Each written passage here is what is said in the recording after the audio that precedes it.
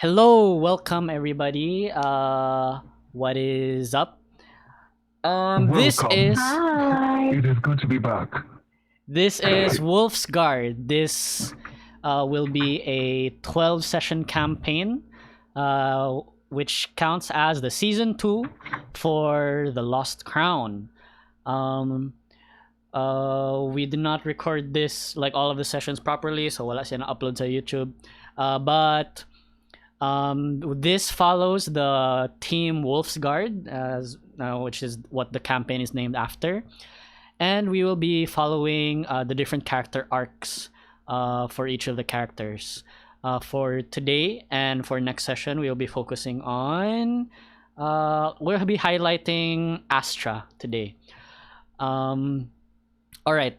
So to briefly recap what happened in season 1. The Wolf's Guard, not named Wolf's Guard yet at the time, were a group of people hired to help guard and escort a princess that was to be brought from the kingdom of Kaelora back to her home kingdom in Avalon. I think it was in Athendor specifically. Along the way, shit hit the fan, and the convoy was attacked, killing who they thought was the princess, but actually, Princess Athena was disguised as a one of the guards. Am I remembering this correctly? Yes. Yes. Yes. And then after that reveal, Athena expressed that she did not want to go home yet because her husband to be, Prince Columbus at the time, was also missing, and she wanted to stay to find him. Fast forward a lot of sessions, Wolf's Guard found the prince, learned that the queen was heavily racist and did not want her son, Prince Columbus, to marry a human. And we also learned that the queen was a traitor to Gamaril, as she was conspiring with the demons that emerge from the different rifts opening around Tarin. Is there anything else we want to highlight from season 1?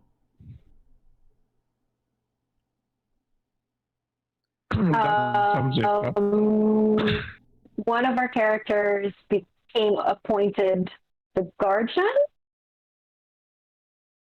Guardian. Was it Lumi? Louis. Yeah. Yeah.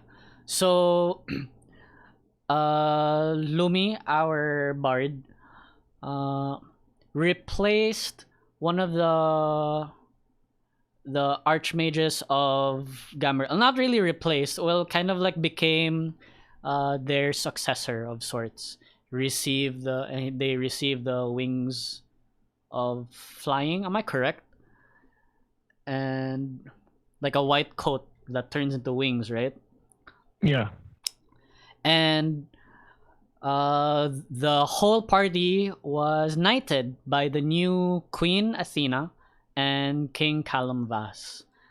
Everyone received titles. Their names spread all throughout the land. You guys were gifted a keep. It's like a Japanese Asian style. Asian style temple with like 4 levels, and with the help of some Gamarillion artificers and your very good friend Mr. Gong, magically enchanted the temple so that it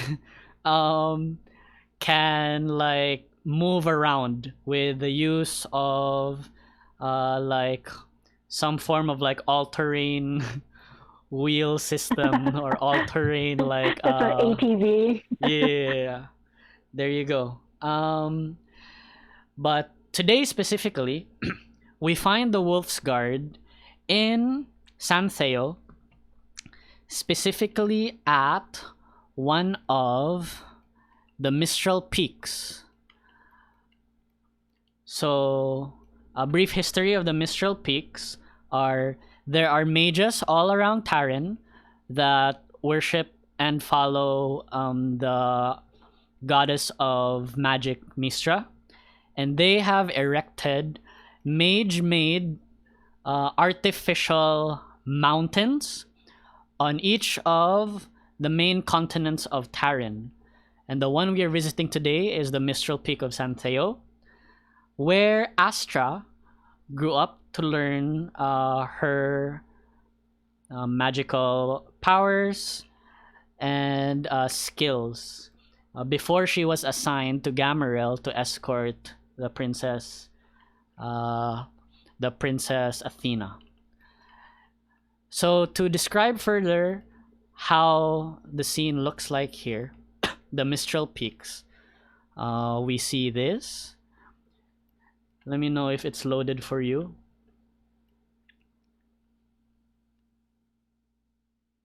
Yeah, that looks gorgeous. Cool.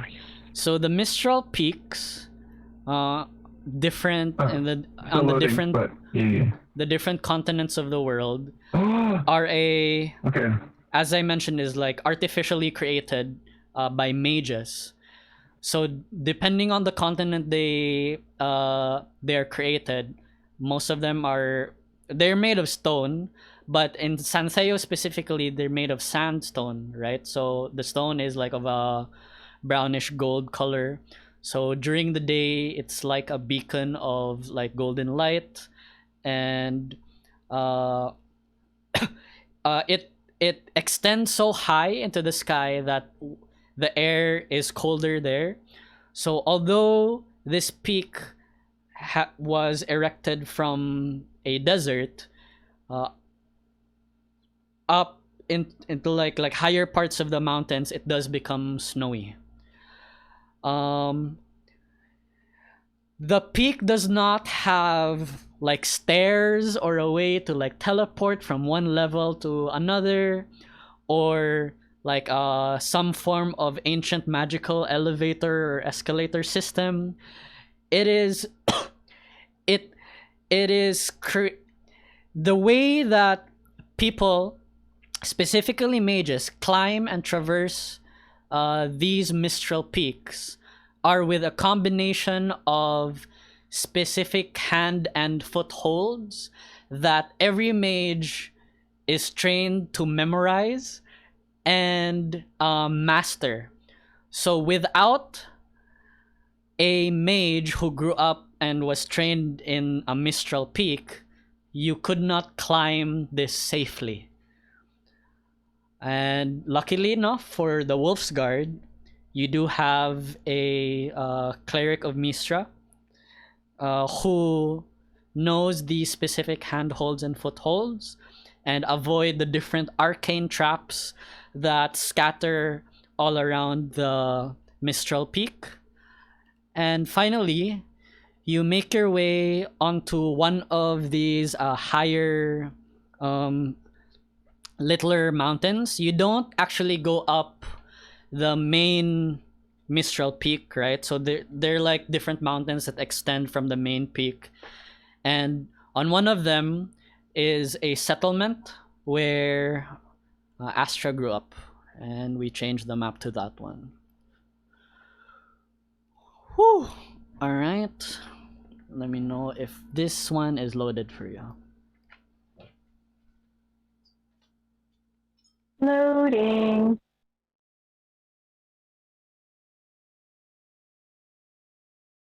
There was a climbing montage. There's a climbing montage. Yeah, we are skipping that part. Yeah.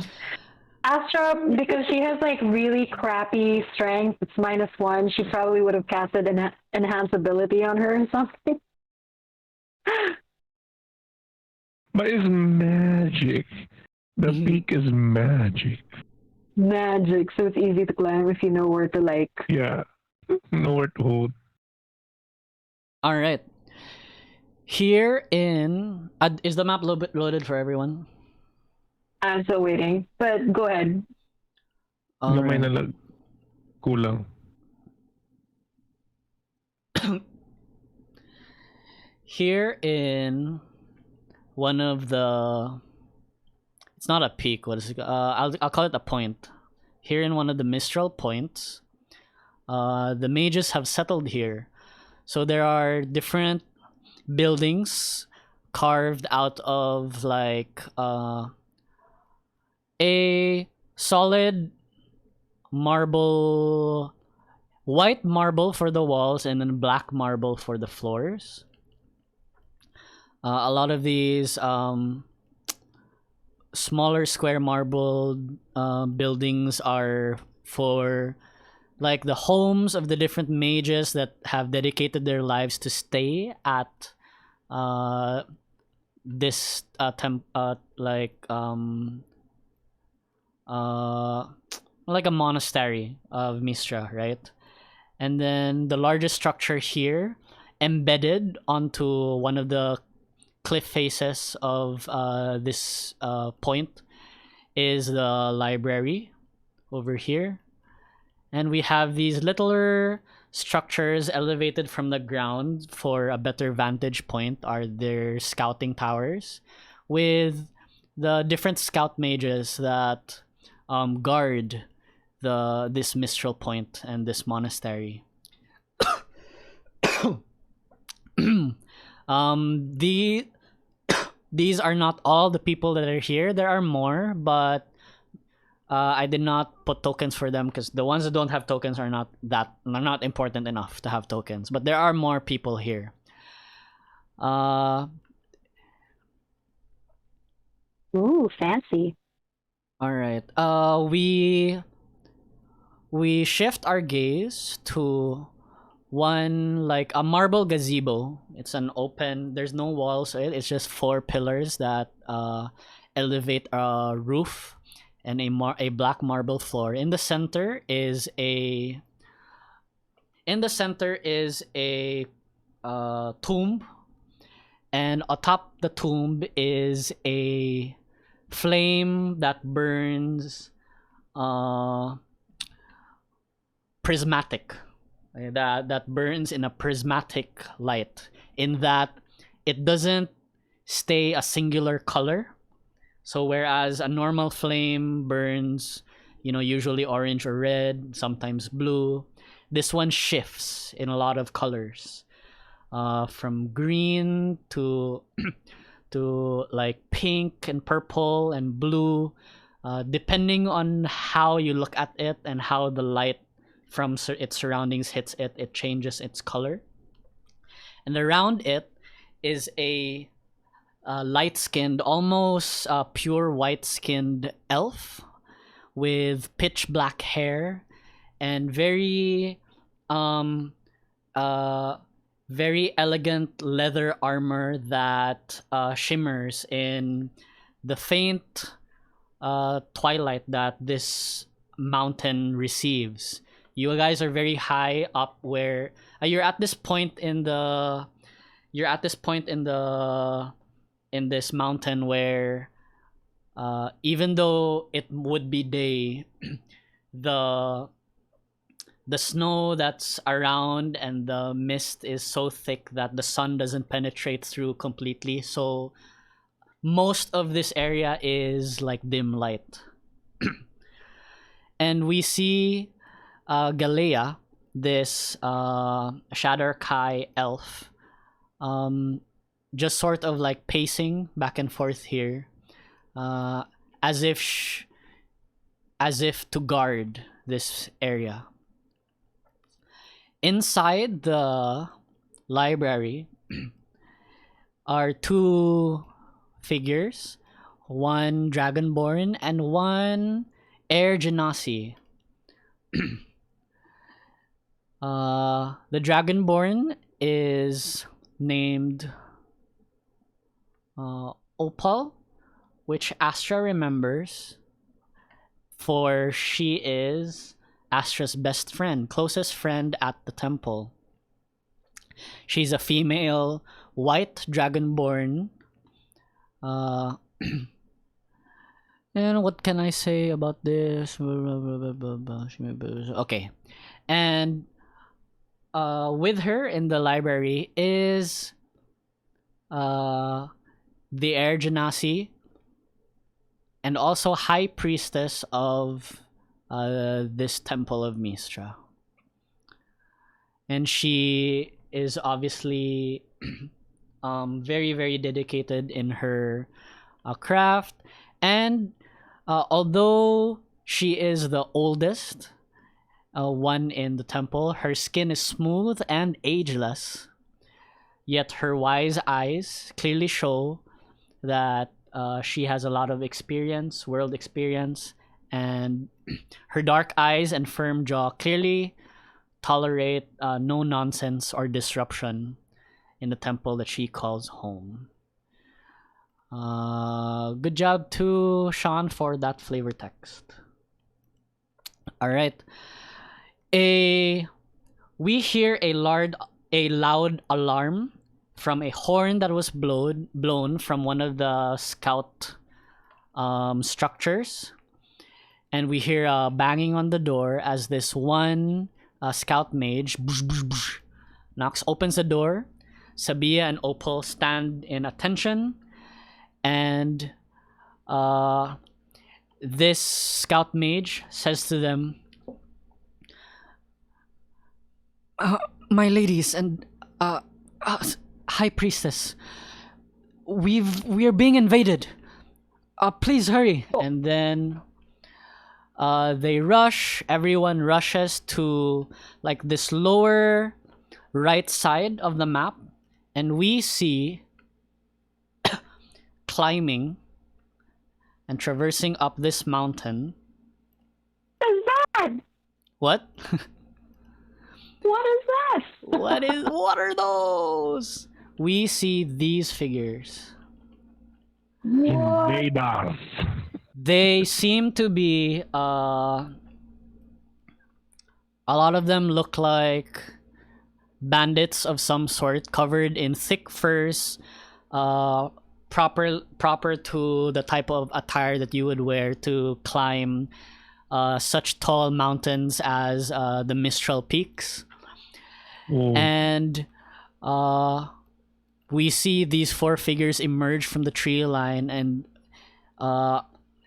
after them is this large creature that looks to be like a hybrid of a bear and a dire wolf of some sort. And atop it is this large muscular figure with thick furs as well, pointing at the direction towards the monastery, right? Behind them, shaded in the snowy trees, is a very. It's like imagine like if a treant were to be infused with some form of like demonic energy, and in turn turn that treant into like a demon treant, right? That's what this figure looks like. And before they climb this cliff face, what's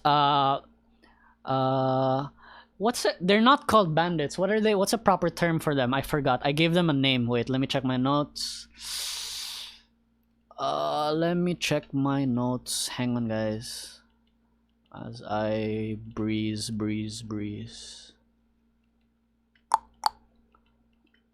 Hang on. A raider. Yes. Okay, they're called raiders. So this raider, before he climbs this cliff face, he extends his hand to touch the cliff face, but then like runes and arcane sigils that coat the cliff face start flashing as if as a warning to those who will attempt this climb. But then this raider looks back to look at the demonic Treant, and the demonic Treant raises a hand, and like fiery vines erupt from the snowy ground to cover this cliff face, and the glowing orange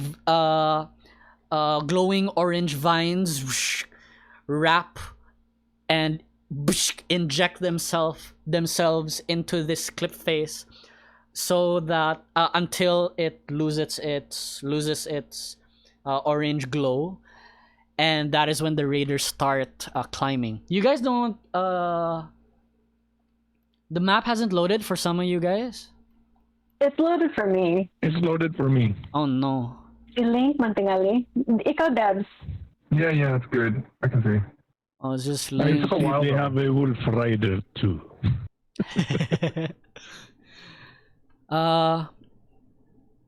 We fast forward a bit as these guys climb.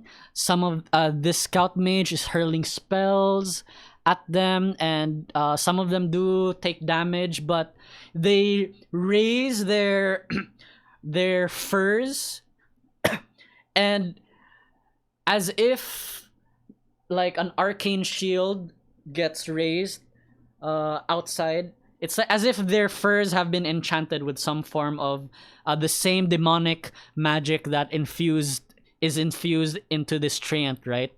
As they raise their furs, orange, reddish, arcane like shield, like just bounces off the magic that is hurled by this scout mage over here, and they seem to be invulnerable to the magic that is hurled by the scout mage. It gets to a point where they themselves start attacking, and then this scout mage dies, and we fast forward a little bit for them. It is becoming a little chaotic. There is this large area over here that is not covered by snow a lot, because that is where most of the acolytes and mages train to cast their spells, and some of them also learn like some basic martial training. So this is where they do that, and a lot of the acolytes and new students fall to these raiders, and Oh no! it is my not- School. it doesn't take that long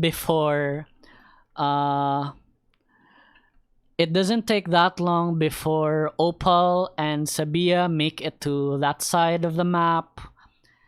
They stay over here above the cliffside to like fling spells down at them, and the scout mages make their way over here as well. Let me reposition some of them.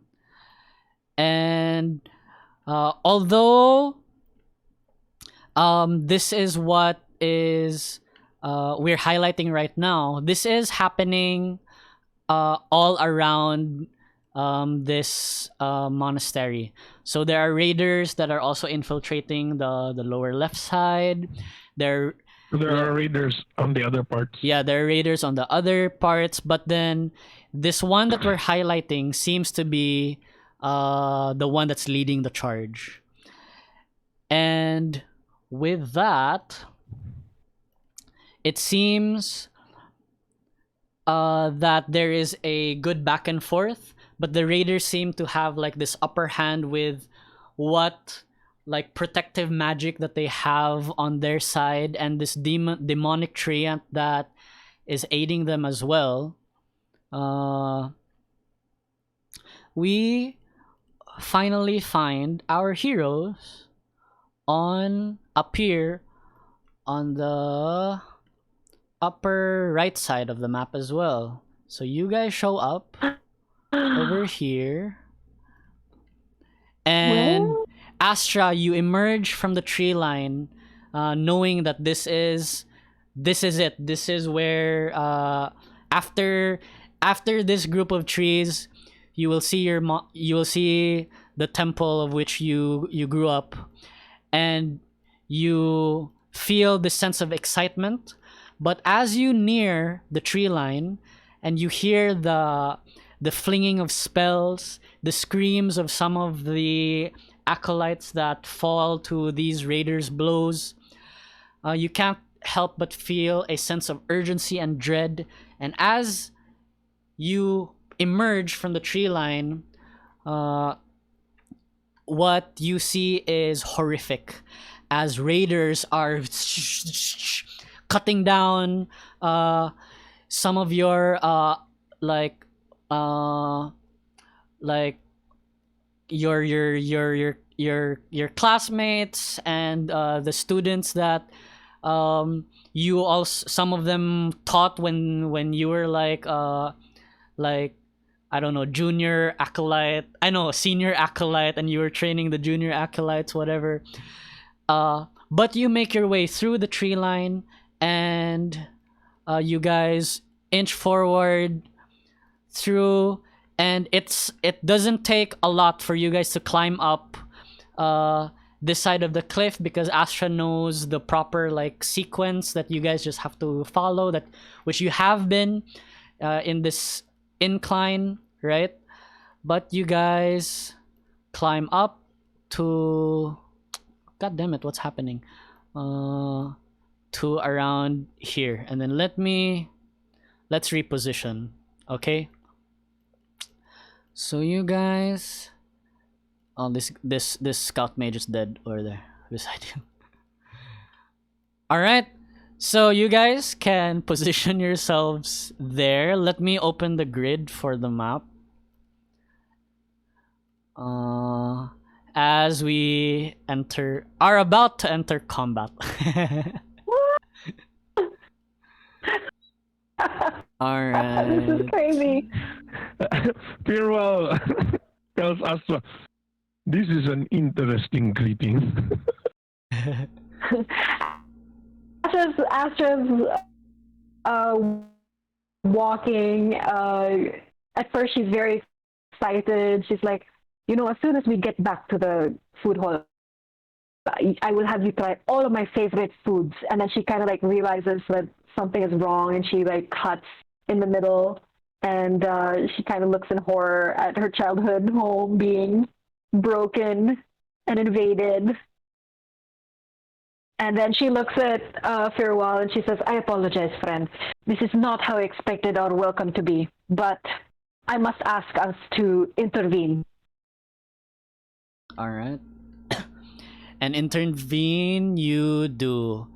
Astra, as you enter here, I will allow you to take an action or bonus action to join the fight.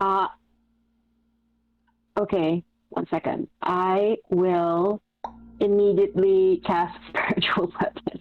Coolio. Do you have a token for that? I'll just use this lung shot. Sure. Alrighty. It looks like a bunch of stars, blue stars. Blue stars. Perfect. Yeah. All right. And do you want to move it and hit someone? I feel like you could, diba, you could summon it and then have it hit at the on the same turn. I think you can do that. Yes. Sure. Go for it. You can hit this guy. As a bonus action, she will cast her spiritual weapon, and then she'll put her hand out, sort of like direct them to attack this guy. They'll surround him, and then immediately just kind of like embed themselves into his body. All right. Oh, this guy? No, he's dead. This guy's a scout mage. Oh, he's dead? Yeah, this guy's a scout mage. Okay. This guy is the one you can attack. This. Got it. Okay, lower. let me see how far I can go. 60 feet. Yeah, you can summon. Yeah, and then it can move. It has a movement speed of like 20 or 30. Yeah. Coolio. And then after so it's gonna attack that dude. Do I have to roll again, or does that roll work? I'll take the roll. You rolled. Oops, lots of rolls here. 20. Yes, roll damage. Roll damage. Not very much. 5 damage. All good. And with that, these stars, right? Yeah, stars. Stars impale this guy, dealing 5 damage. Not really impale, more like just like whiz past around him and like cut his cheek, the side of his shoulder, his forearm, and he's just like as he takes 5 damage, and you now have the attention of the raiders directed toward you. And we begin combat. Everyone roll initiative. Okay, so how we roll initiative now is with this Lincoln taught us. So we do init begin like this. And then everyone does the command ! Init and then space join. Wait. What do I do? Exclamation init. Yeah, Init. INIT space join. Oh, and then join. And then add the modifier? No, space join. Okay. Oh, there. Yes, sir. Oh, awesome. Coolio. So what does this do? If you scroll up about here, current initiative 0 around it. We can it automatically puts it there. yeah, puts everyone in order. Oh, cool. Nice noise. No one has bonuses or advantage. No. Yeah, for those like Astra, you've taken damage already. Your HP is 38 then. What? Oh no. I have to heal my girl. What? No, on my page it's 59. Tarin has a playmate. Haru bid ! Init space join. Alright, good shit. So, okay, we are doing Yeah, I did it. Coolio. 18 Fir'ual, 15 Astra, 14 Ur'zudel hasn't. Haru bid. Is he playing? It's okay. I told him that if he can't join, his fight will be cinematic. So, I think so for Lumi, Kattiana, and Ur'zudel, their fight will be cinematic. So like, you won't be fighting the whole group. Like maybe like these 3, I'll label them. Okay, so you can ignore them. The ones that I cover in purple, you guys can ignore. Got it. So those are the ones that will be engaged with Kattiana, Ur'zudel, and Lumi. Got it. Coolio. So because you guys, it's just the 3 of you, the bad guys will go at the end of the round. Baddies. Raiders. And we are round 1. Oops. Round 1. Fight. Alright. Fir'ual, you are up. What do you do? So Fir'ual will command Tarin in this. Tarin, go play. Tarin just growls. And he... Yeah, because there's another wolf right there. Go play with your friend. Yeah. Okay, you can move him.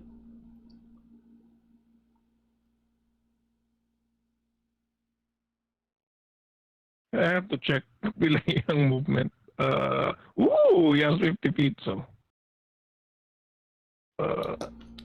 That's 40, 40, 50. Link, do you have the map now? Ooh, he can attack. Okay.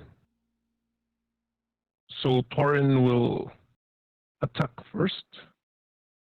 Alright. This guy. Yeah. Coolio. Let me see. 17, does that hit? 17, let me check. Yeah. Let me check. We are doing this one. Tarin is so big. 17. He he actions to like take his fur coat and raise it up, but because of these like stars that's like hitting him, he gets distracted, is not able to like raise it in time for this fucking claw to scratch him. All right, taking 25 damage. That's ridiculous. What the hell? Bring him to 30 damage. He is he bloodied? Let me see. I have missed your power. He's not bloodied yet. Sorry. Not bloodied yet. All right, that's Tarin's turn. So, yeah, that's my bonus. That's my bonus action, and for my action, I will attack with my bow. Cool. Same guy. Yeah, same guy. Ooh, All right. I missed. Natural one. Unfortunate. Natural one. You're not used to the snow, you know, the Yeah. cold. It's like you're fucking shirtless. So you're like, Yeah.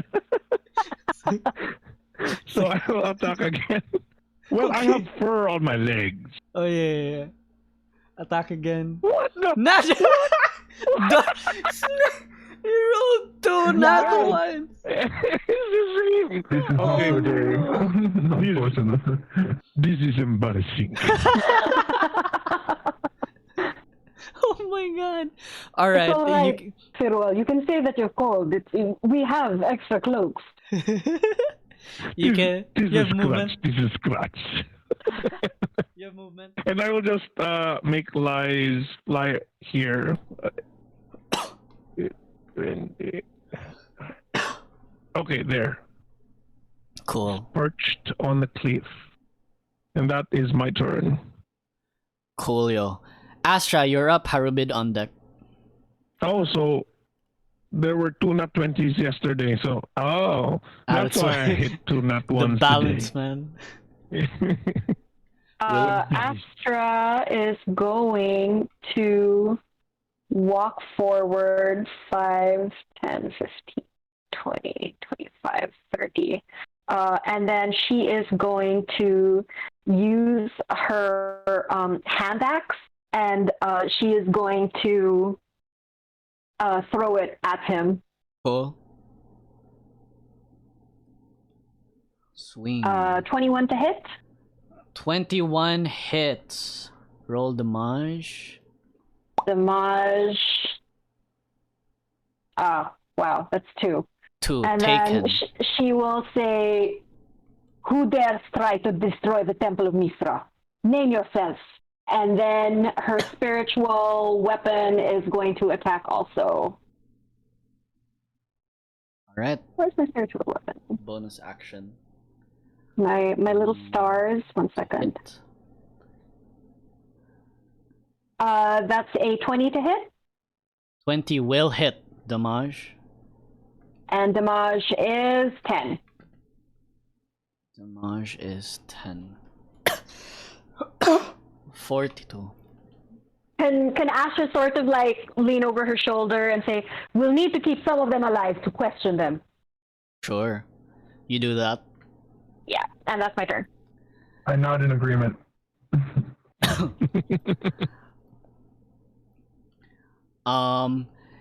As you ask who dares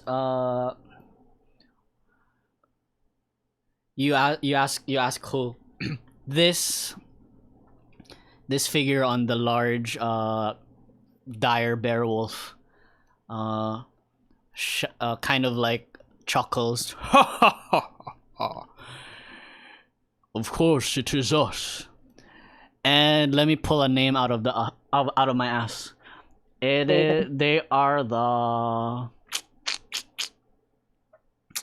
Wild Fang, the Wild Fang Raiders. It is us, the Wild Fang Raiders. Long have you evaded our clutches, but now you can no longer hide. All right, he says that. Do I recognize the name? You do actually. So the Wild Fang Raiders are these raiders that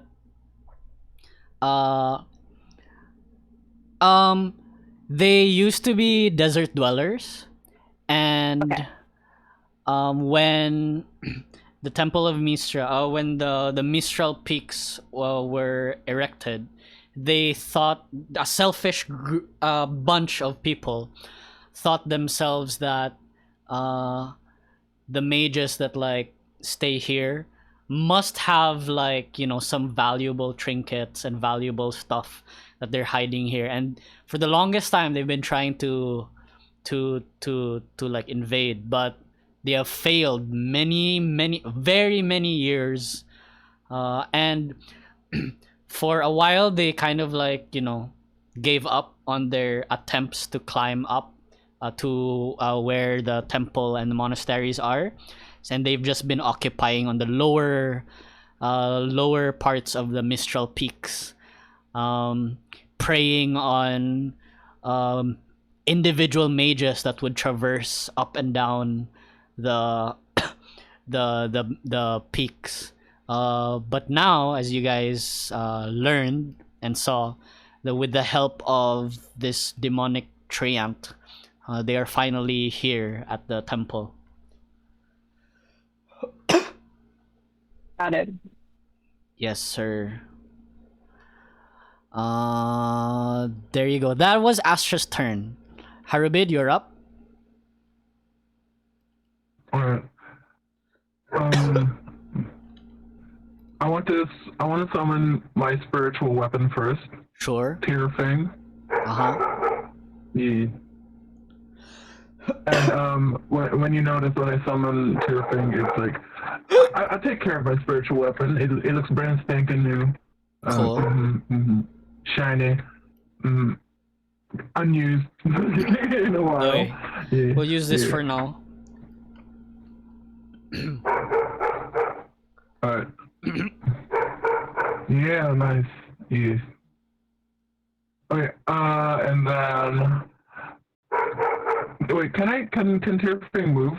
Okay, or is one summon is the action? It can. No, you can move it. You can move it and summon it. Okay. So I'm gonna make it move. Wait, is it too late to join the party here?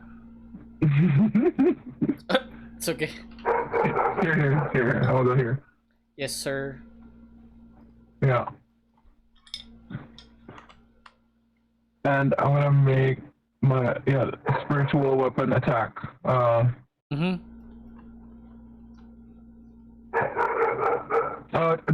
Is this where we just press the button? Right? Or do I? Yeah, you can just press the button. You can just press the hit, and then it'll automatically pop up. Okay. All right. Oh, Wulf, this is not good. Oh no, I don't know if it's wala siyang gawas on our end. It did not. Okay, good. Manually type it na lang sa devs. What do I type? Just Your attacks. your attack. Attack. A spiritual weapon. Yeah.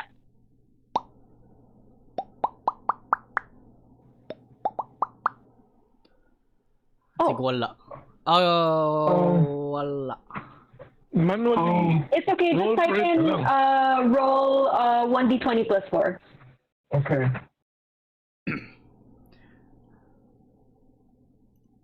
Are you on Harubid, the Harubid character sheet, or? Yeah, I think so. Oh, so sorry, wrong. Yeah. Yes, man, I can see like her unarmed stuff pop up. Is it working? I think you go R. like R devs. Exclamation mark R space 1d20 plus 4. Okay, here we go. Yeah. 22 will hit. Damn good. Will hit, so roll damage. Oh yeah. Hey guys, I'm back. Yo. Oh, perfect. 1d8 plus 1 devs. That's Wait, your wait. damage. What should I do? Wala ko. Wala pa. No. Chill. Pwede ka We'll insert him after Harubid. yeah. 1d8 plus 1 debs. Okay. I cannot see my. Let me see my beyond. DnD and beyond. Debbie, Well, roll 1d8 Okay. plus 1. 1d8 plus 1. No, Debbie. Debbie. That's me. Not you.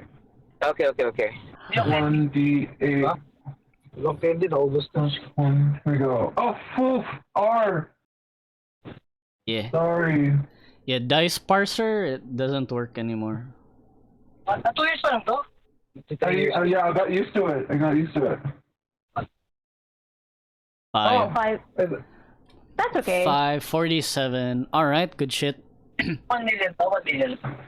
that's your bonus action. That's your bonus action. You Yeah. have movement and an Yeah, action.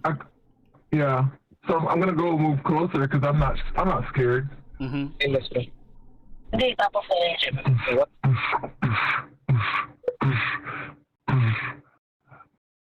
It's good marketing.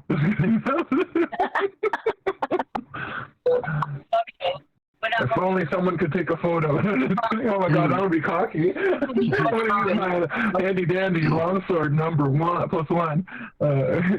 A space longsword. Yeah, I got it. You two hand or one hand?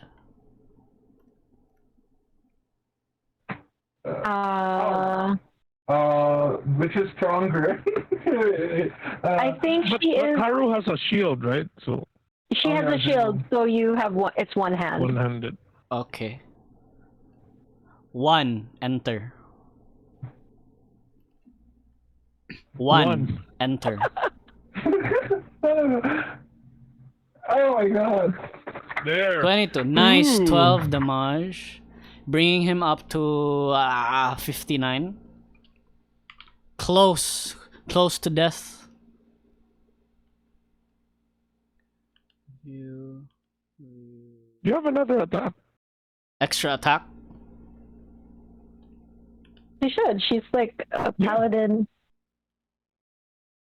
Yep. I can Attack do one again. more. Exclamation mark. yeah, A one more space longsword. longsword. Yeah, you have extra attack. So attack again if you want.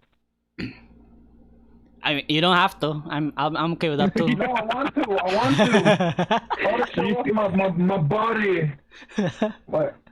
What is Haru's body right now? Like since she's been busy running a Okay, business. not that well. I'm trying to prove myself that I'm still still got it. Or So while 16. I'm more than a public figure. Just kidding. I'm more than an entrepreneur. 16 will hit, and you come in. Fang is a longsword that's like floating, right? Yeah. Does a slash, and then you come in from the other side. 2 swings with a longsword. Your second swing hits a very vital part of his arm, slashing upward, dismembering his left arm, and he just falls to the ground, down. Wow. Yeah, down. How did he?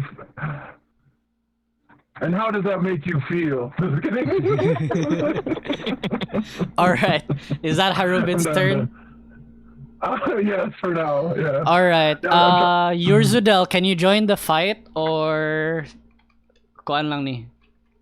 We're just gonna cinematic describe. me. Yeah. medyo lisod ka, may kiwagi signal, like one bar give ko lang. Sure. All right. So I'm listening in yet as in, but I cannot even see my sheet.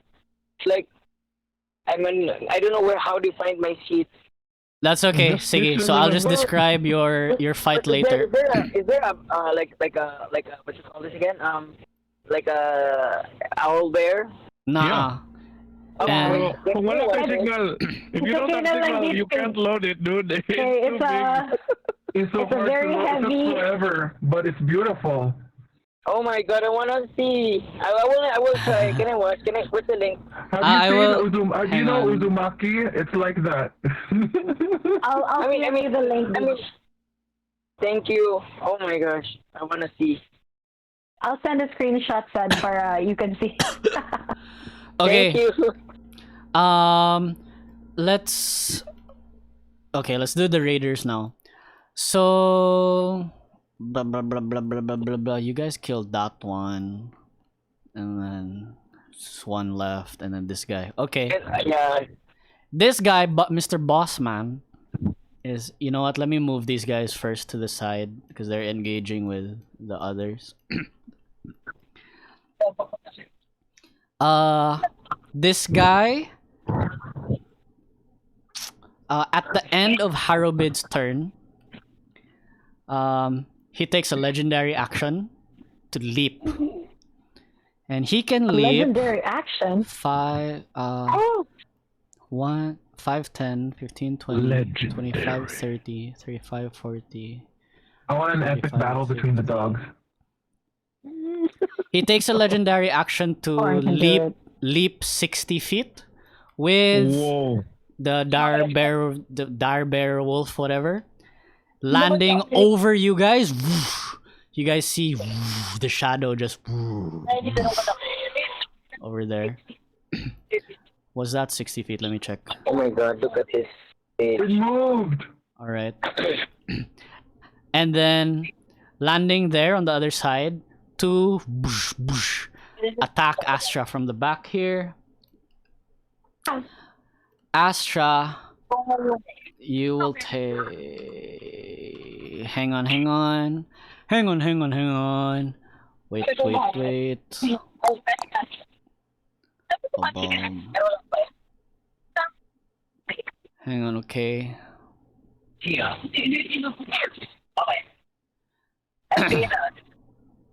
Okay. Astra, you... This bear wolf thing... swings its one claw, and 10 to hit will miss, just grazing the back of your armor, but causes it's strong enough to cause you to spin around. You face this creature now as it roars, about to bite you. 15 to hit. does not hit. Does not hit. Blocking with your silver shield. The raider riding atop it is going to take his 2 dual wield berserker access to try to also swing. 2 attacks at you. 17 to hit. Does not hit. 7 oh, stupid. Oh my fucking god. And then a third melee attack. 19 to hit. 19 hits. You take 9 damage. Okay, cool.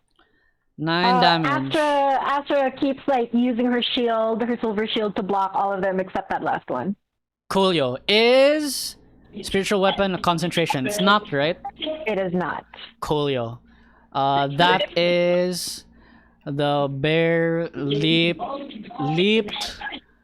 and then moved here. So that was the legendary. They did the legendary action at the end of Harubid's turn, and this was their turn to attack you. Multi-attack, swing, bite, and then this guy did multi-attack 3 swings with the berserker access. Everything but the last one hit. And then next is this guy over here is going to raise his hand in your direction, and you feel the ground shake underneath you Oh shit. as erupting from the ground, these glowing with orange red fiery vines encompass your area as it is casting enhanced entangle at you. At me? It's an area of effect spell. So, area of effect spell. So hang on while I bring up that spell. Is it like a dex thing? 20 foot square. Let me draw that. I think it's strength, not dex. Ruh-roh. Okay, the entangle looks like this. 20-foot square is like that. That is perfect. That is perfecto mundo. All right. So everyone there, please make a No. strength. Wait. Strength saving throw. Please. Oh, okay. Oh. So exclamation mark S space strength. Oh, brutal. Unfortunate. 5.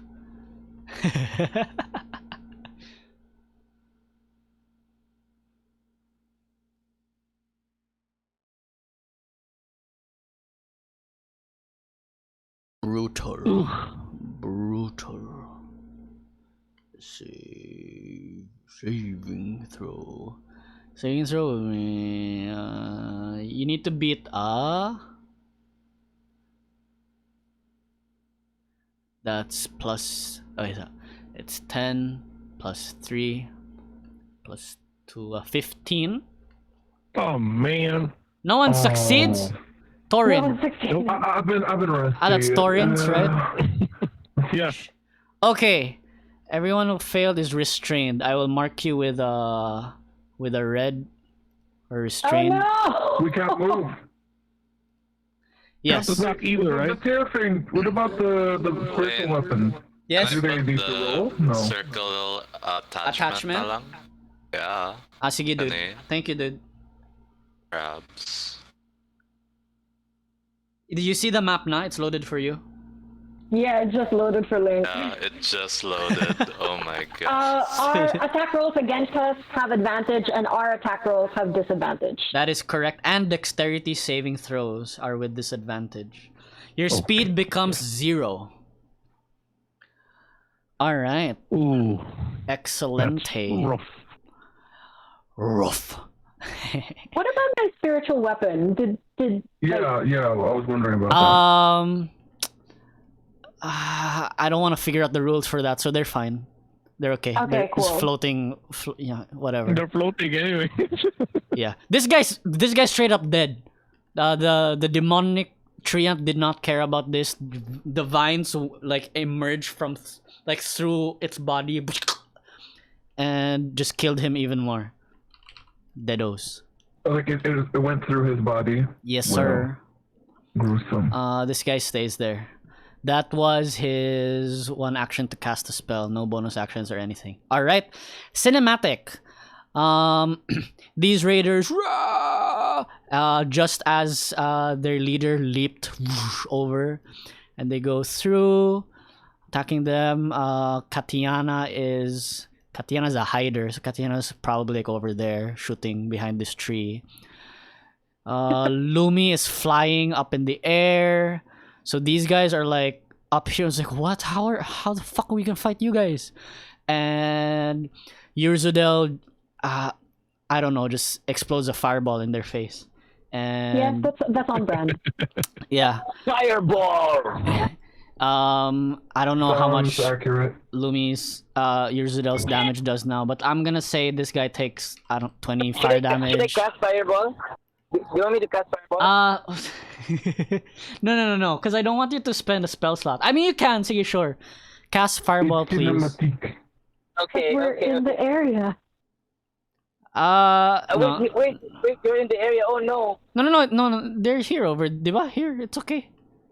Okay, sige. You're okay. You're clear. Okay, give me one. Yeah, I'm typing it right now. Exclamation mark cast space fireball. W do that. Yeah. Cast fireball. Yes, With sir. advantage, just kidding, no. Damn. 28. Okay, I'm saying they're both. Let me roll. Dex save is 16. Why am I typing there? I have character sheets for them. Hang on, wait. Dex save is plus 5, 14, 12. 16. What? They both failed? Ridiculous. 28 damage to this guy. 28 damage to this guy. All right. Can Ur'zudel fly or what? Not yet. It's okay. No. They don't have enough movement to reach you anyway. So this guy with a hammer doesn't do shit, but this guy has like throwing axes. So he's gonna throw axes at you. So let's see. Let's see. That is a 7 to hit, 15 to hit. Do either of those 16. hit? Your AC is 6. Oh, you're stupid. Useless, guys. And after that explosion, Only the finest Kattiana is just armor. like phew, phew, phew. And Lumi is like, I don't know. It's your mama's so fat. They both go up to this guy's like at I don't know 40 damage, and this guy is at like 37 damage. All right. Yeah. And this guy over here, way in the back in this scout tower. Wait. Can I ask? Sorry. What Yes. was that again? If Huh? causing, do you have extra damage, right? Because it's my element. Is it 1d4? What element? Do you have a thing? What thing do you have? Yeah, since I attack with the fire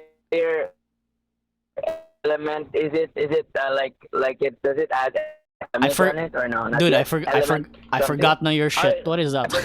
I couldn't read my sheet. Okay. Hang on. Let me I don't know look where for to that. find it. Let me look for that. Because of your draconic Fire red dragon. ancestry? You might be right. Elemental Affinity. When you cast a spell that deals damage to the type of... You can add +5 to 1 damage roll of that spell. There you go. So +5. So +5, right? To 1 damage roll of that spell. +5. So this is 1 spell, so it adds to both of them. So this guy's at 45. And this guy's at 42. Alright, good shit. Again, thank you. This guy in the scout tower has a longbow and can do 2 attacks. Is going to... I was gonna aim for Fir'ual, but then he's a cinematic on Monday. He's gonna aim for the man in the sky. So let's see. Wait, I don't really need to roll because this is cinematic. Okay, shoots 2 arrows, pulls, and only 1 hits Lumi. Lumi takes some damage, but he's still flying over there. All right, and what else happens during this cinematic? Let me review everyone's shit. You guys see Sabia and Opal were like, attacking the raiders over here, but then you hear like screams from the northern side, and then Sabia is like addressing Astra, and then is like I don't have an accent for them or a voice for them yet, so Sabia is just gonna be like, Astra, you're fine? Do you need our help here? We're a little tied up right now, but we shall be fine. Please, go see to the others.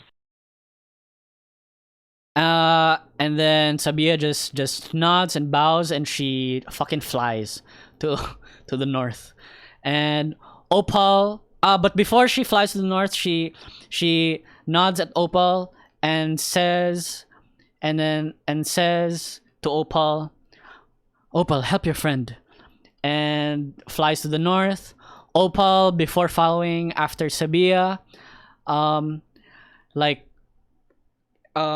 extends her hands and like moves in a circular motion as she is casting some form of dispel magic onto the entangled vines around you, and the entangled vines go away. None of you are restrained anymore. And Opal says, "Hi, Astra. Bye, Astra. And then she follows Sabia to the north. Fireball. All right. There is no longer these vines. However, what's his name? The raider leader, before the vines go away, does not want to lose this opportunity to take advantage of your restrained nature. Will take a legendary action to swing at Astra thrice with advantage before the vines go away. Can I? You can- are no can no. I- You are can I- cinematic. No. No. Oh, sorry. So first hit Let the DM is do an it. 14 to Just hit. kidding. Second hit is a 10 to. Are you kidding me? And third attack is a 19 to hit. Yep. Third attack. Third charm. Oh, Third it has to third be times the equal. charm. Oh my equal god! is- it's Minimum still counted damage as a of hit? 4. Ridiculous, man. Oh. 13 damage to Astra It's a stretch. as the vines go away. 13 damage. Yes. No, 13 damage total. From 9 to 13. 4 damage only. Okay. Yes, sir. Let me get rid of your marks. You guys are no longer restrained. And during this cinematic, from the cliffside over here, you see another figure emerge. You Where? think it's another mage from the Temple of Misha. You are right that they are another mage, but they look quite different. They don't look like someone you recognize. And Lincoln, please describe to us your character. Alright. So what you see before you is a blonde-haired elf, and he's very pale white skin complexion. What he's wearing with him right now are white robes that look very formal attire looking. And he's also got a blue cape that's billowing behind him as he gets into the fray here. He looks like he's preparing his incantation right now. Yeah, am I casting a spell? Am I allowed to cast a spell? I am allowing you to. So you are joining initiative. You will have your action after the raiders. Satanael okay. over here. But with you entering this fight, you can cast a spell. Alright, let me just set up my character. Sure, Here we yo. go. Oh no, which one is this? There's two of me? 2 of you. Wait a sec. Yeah, I know. Wait, this is the right one. Let me see. Oh my gosh, do I have... It's a mirror image. Let me see if I can cast this spell, then I'll know that this is the right one. It's not prepared. You Oh no, update? wait. Update. Let's try one more time. Spell updated. Cast Banishment. Okay, yeah, this is the right character. Cool. Okay. Who are you banishing? But I don't cast banishment though. Oh. Let's see. There's a lot of things here. Okay. Give me a moment here, cause I was not expecting that. Yeah, sorry, dude. No problem. Alrighty. Oh, okay.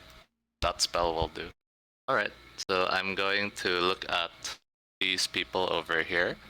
Seeing that there was an entangle a while ago, let's return the favor. So I bring out a crystal. He looks like instead of using like material components or a wand, he uses a crystal for his focus instead. And then he makes a circle. He makes like a circular motion with his crystal, like as though he's doing Doctor Strange's portal thing. As you see, like in the portal, there are white silky threads that are coming out of it. As he casts web, and he says, "I summon the silky threads of Golgara's domain. Ensnare!" As I cast web over here. Perfect. Alright. Okay, can you draw Good the thing?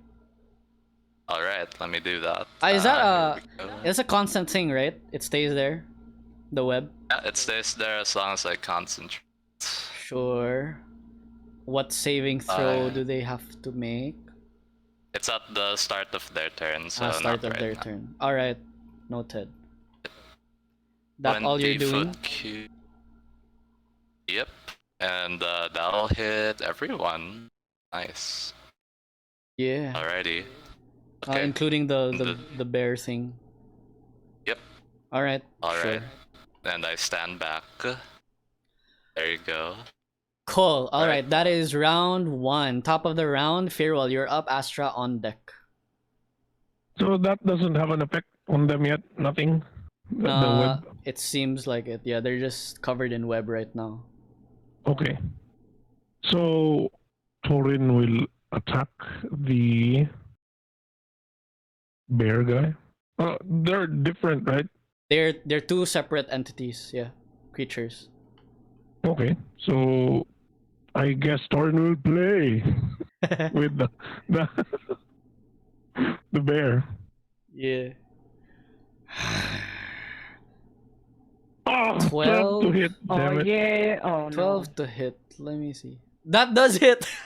Oh, yeah. Unlike 22 Tarin, damage. this bear does not have like any barding of sorts. 12 22 damage. That's Oh, ridiculous. 22 damage. 22 damage. All right. This And bear then- wolf is like "Ah!" in pain. So Fir'ual basically commands the flying creatures to do a tandem Right. help action All right. and says poke his eyes Oh my god. and will distract and I will attack hopefully with advantage now. I'll still Sure. attack the bear. Okay. The guy's waving his arms around, like trying to get lies and looking off. He's like, "No, stop bothering Scruffles." So 25. Wait, I will see if Maka. I thought Oh, you would have roll. advantage, no? Yeah. Okay. 2d20 na lang extra. Kay I have Elven accuracy. 16 and 14. Well, it still hits. Yeah, it still hits. 21, bringing him up to 43. All right. Extra attack. For Elven accuracy, you can do EADV, diba?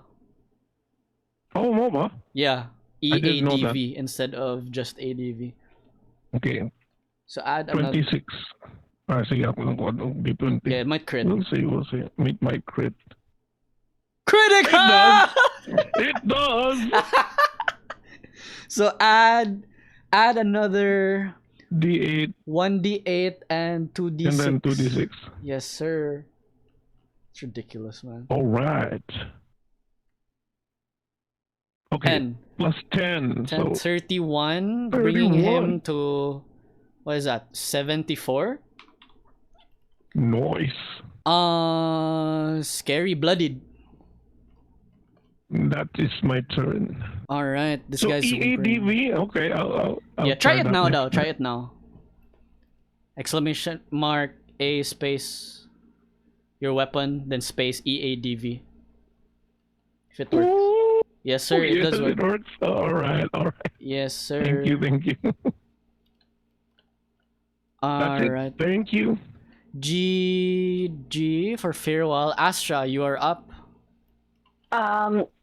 Astra is going to look at them, and then she's gonna like open her jaw like as wide as it can go, and then from it, she uses her breath weapon, and just like icy breath begins to spray at them. So it's gonna be a 15-foot cone. Uh-huh. I think that's just him, and Scruffles. So they're gonna do a deck save. Okay. Dex save. Dex for Scruffles is a +0. 14. I think that. He saves. He saves? Yeah, the dex it's 13. Ah. Womp. And then the Raider leader dex save is +5. Not 1, 6, so he fails. So leader gets 14 damage and Scruffles gets 7. Noted. 81 damage and 14 damage. This is icy breath, no? This is cold damage, and then she is going to use her stars, and they're going to just kind of like shoot forward and go pew over here. And they are going to attack. They're going to attack the leader. And that is a 17 to hit. Yes, it hits. And 5 damage. 5 damage. Alright. Yeah. 19. Okay. Bonus action, breath weapon. Is a breath weapon an attack? I mean, breath weapon's an attack. An action? Yeah. When you take the attack action on your turn, you can replace one of your attacks with an exhalation. And you don't have extra attack? No, I am but a cleric. I am but a cleric. Alright. So you did your action, bonus action, movement? I'm gonna step back. He can try and swipe me. Ooh. Ooh. Okay. Both of them will. Yeah, it's okay. I'm gonna take a step back. Alright, from the Raider leader, 14 to hit will miss. And from the Bear Wolf, try to claw you. 14 to hit will miss. So ridiculous. Why? Okay, and you're back. Yeah, I will be behind Harabid. Coolio, they do not have reactions. Cool. That is Astra's turn. Harubid, you're up. Let's go, you're the tank! Yeah. Okay. Wait. I'm having difficulty loading Owlbear again for some reason. Oh. It reloaded and I'm back. I gotta zoom in back in. Right. There we go. Where we at? Yeah. Alright. I wanna go attack. I wanna move and what's the condition of the bear? Bloodied. That means past its like halfway point of its HP. So you don't know if they have 2 HP left or another 80 HP. Okay, so I'm gonna go attack I'm gonna attack the bear first. Yeah, try to end its suffering. Oh no. Scruffles. Yes. With my trusty longsword. Longsword. Wait, give me a second. Okay, I'll type it. Exclamation mark A space longsword. Longsword. Oh, I learned a few lines through my travels, so I'm gonna say, what was it? Sheesh. I'm joking.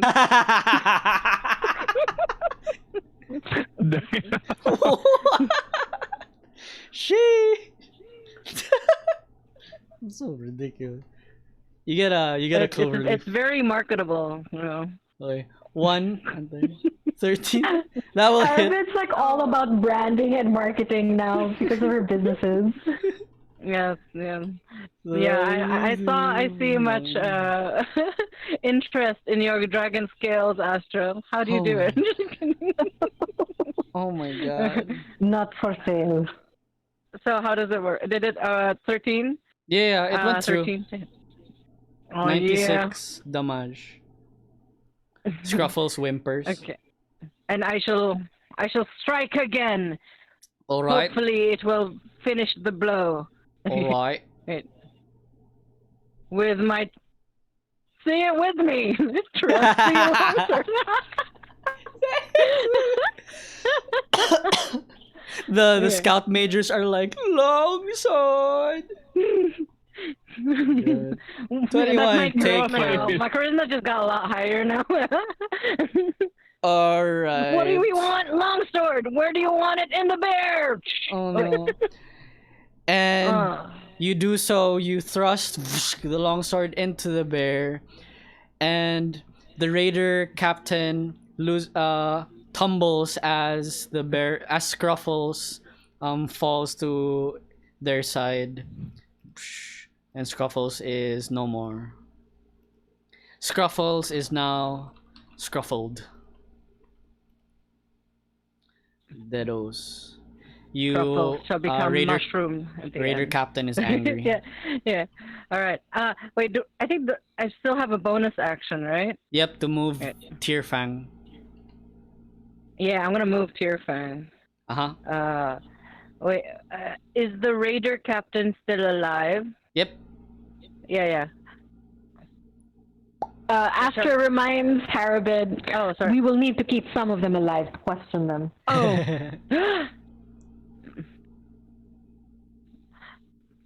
Fang didn't hear that. Fang doesn't have ears. So Fang goes towards the captain and it tries to attack. Was it R1D? Can I still attack? Move and attack? 1d20 plus whatever your clan is. Plus 4, right?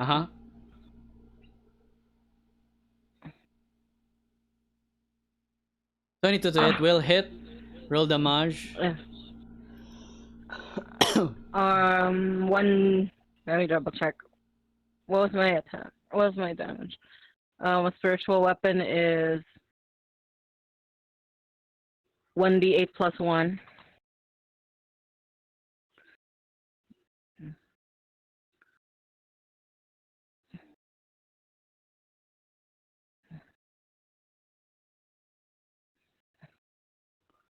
All right, here we go. 8. Taken. So like when Astra said we need him alive, it push. and then I turned to Fang and said, Fang, down, boy. And and then it goes alert like, huh? And it turns to me. No. Okay. Great. And then you hear a ding, like it agrees. Yeah. Okay. Excellent. It is now their turn. At the end of Harrowbit's turn, the raider captain's gonna take a legendary action.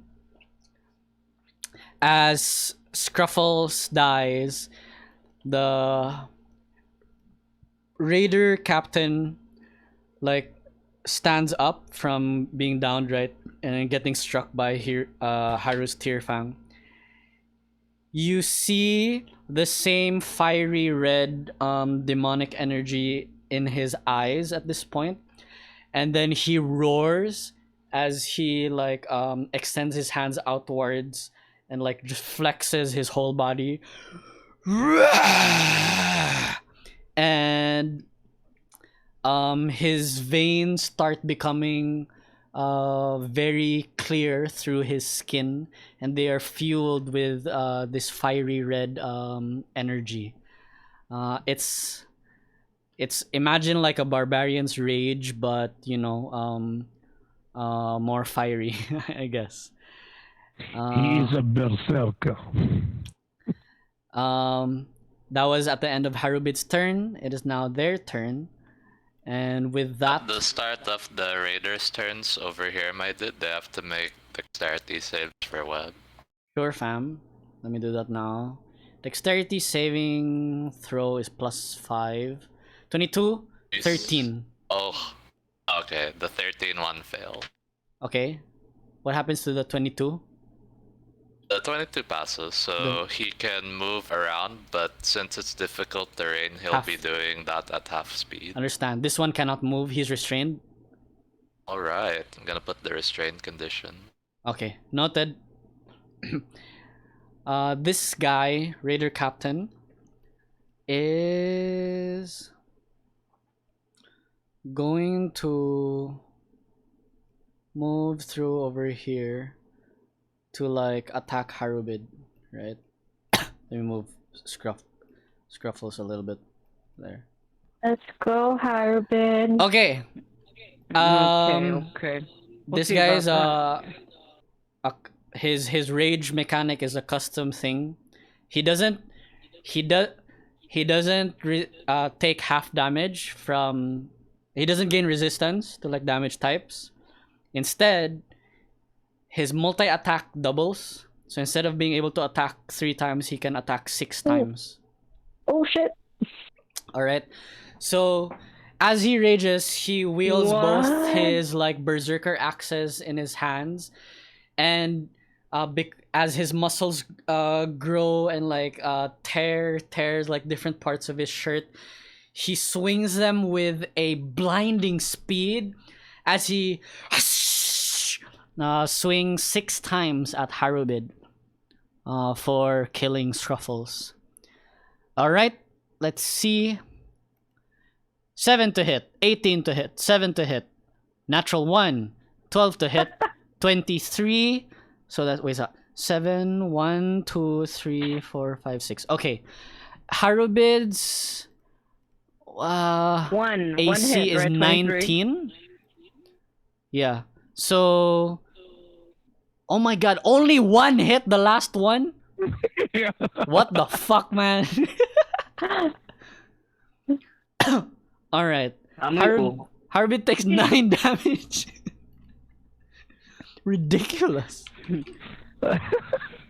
Oh, that's like, that's what nicely polished armor gets you, I'm just kidding. Stupid rolls. Fucking A. I guess that's his turn. That's ridiculous. Alright. This guy, the demonic Treant, is what you gonna do? Let me see your spell shit. Your spell shit. Alam ko din, man. Here, this is it. Hang on. Hang on. Mami ka? Cool. Mami ka, Kuy. May kasabog ka ba?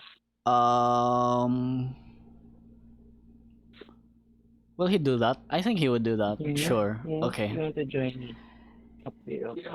So this guy, the demonic Treant, is gonna extend both his hands towards the Raider Captain, and vines erupt from the earth again, but only two of Can them. I cast counter spell on that? I wished you did not do that, but okay. Sorry. This one is a what level spell? 2nd level spell. So yeah, counter spell immediately counters it, right? I think so, yeah. Unfortunate. So the vines that erupt from the earth are about to kind of like pierce themselves into the Raider Captain, but the fire. I need to mute DJ. Yeah. Okay.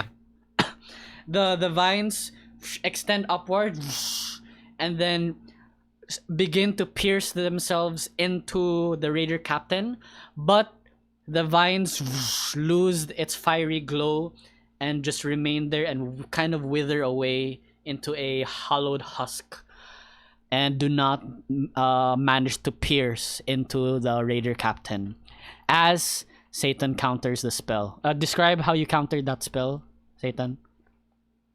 Okay.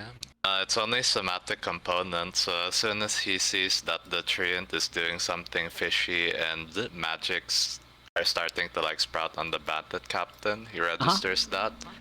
And then he points his crystal right at him as he says, no.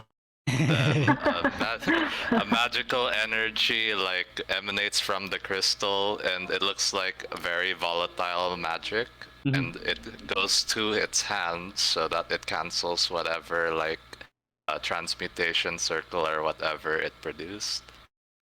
There you go. Great. The energy that surrounds its hands, it notices it, and then it kind of like hisses and like retreats a little bit backwards to like under this tree. As he did not like that. It did not like that. All right. And then these guys are in a cinematic fight. The web is cast. This guy has his like throwing axes just cutting through the web, and he's doing like backflips. He's flipping his hair mid backflip, mid front flip, and whatever. That's 5, 10, 15 over here, and just like attacks Ur'zudel, deals damage to Ur'zudel. This guy is like just fucking stuck, right? And then he gets angry. He doesn't like throw weapons or anything. He just has a big fucking like axe. So he's just swinging like, this is unfair. I want to join the fight. He can spend an action to get out if he wants. Oh, he does. Okay, then in that case, he does do that. Oh, stupid web! Fucking take the fun out of the way. Have to spend an action to get out. No. He can't. He can't move. So he spends an action, but he has to make a. Wait, let me bring up the spell one more time. It's not guaranteed that he will be getting out. Oh, he makes another save or check or something? Yep, let's bring it up. Spell web. Bullshit. Each creature on field. Your strange creature can make a strength check against your spell save DC. A strength check to use your action. +4. Natural 20 +4. 24. Oof. Okay, so, yeah. He's not restrained anymore. Great. So he is like, no, stupid. Just spend an action, spend strength check to go through the web. Fucking stupid. Goes there, and he cannot attack anymore. He's just there. And then he yells at Ur'zudel. Yells at Ur'zudel. He's like, stop with fire!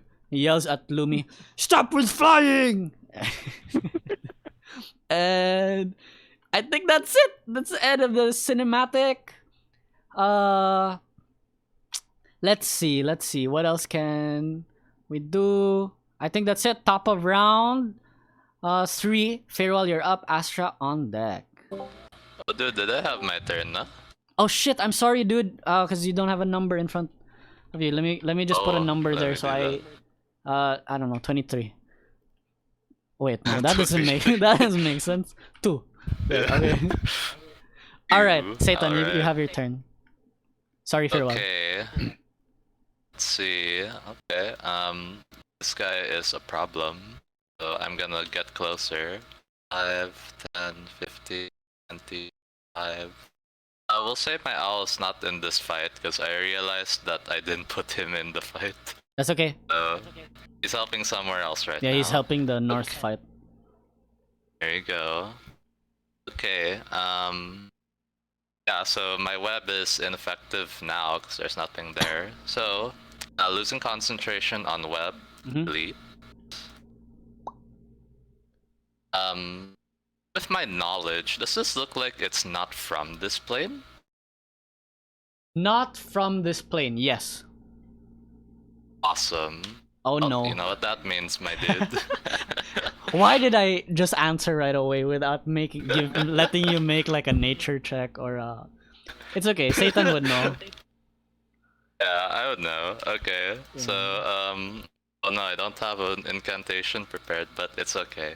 I will have my crystal like do one circular motion, and then as I do that, I put it close to my chest as a transmutation circle is forming underneath his feet in the snow. And then he will incant.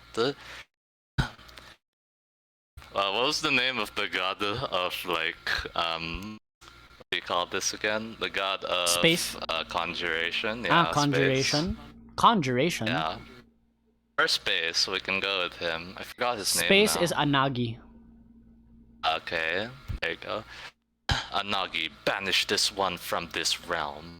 I'll just go with that for now. Alright, good And shit. then after that, I cast Banishment. Alright. Go. With most normal instances of banishment, if the creature you are banishing is from the material plane, it looks more akin to like a teleport or like a teleportation circle.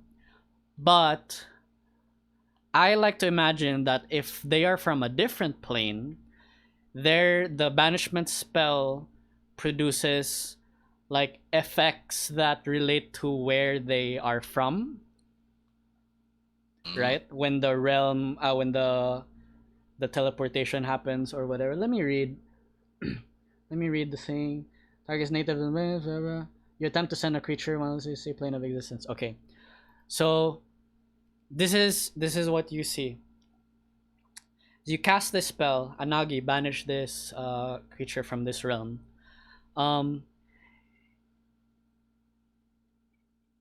Satan probably unintentionally, you open a very temporary rift.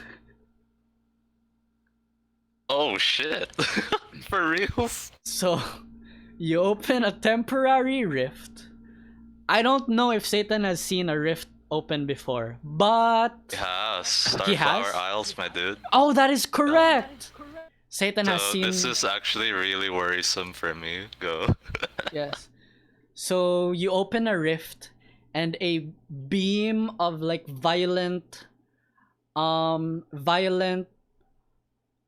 purple and like purple light with green streaks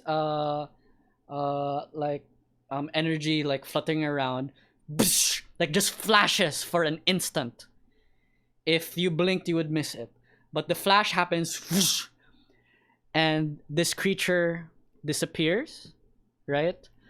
But in that flash, Satan, you remember the terrible memories you have of when the Starflower Isles, when the first rifts started opening in the Starflower Isles. What else would you like to do? It's my PTSD moment. So yeah, seeing that, he was a bit stunned, so he can't do anything else at the moment because he's still processing that. That's the end of my turn. Right, good shit. Cinematic, and then top of the round, Fir'ual, you're up. Astra on deck. Okay, so I will command Tarin to attack the raider leader. Raider leader.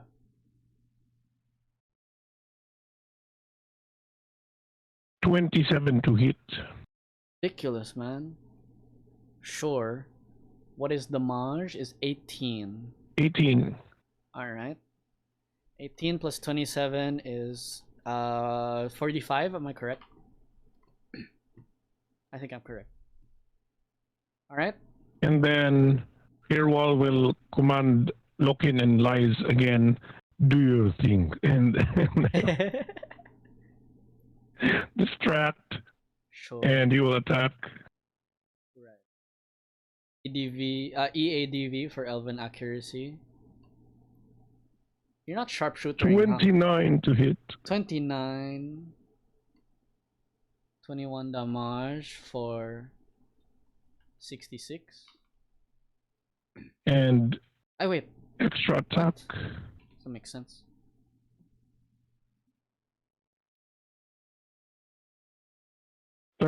Critical. 31.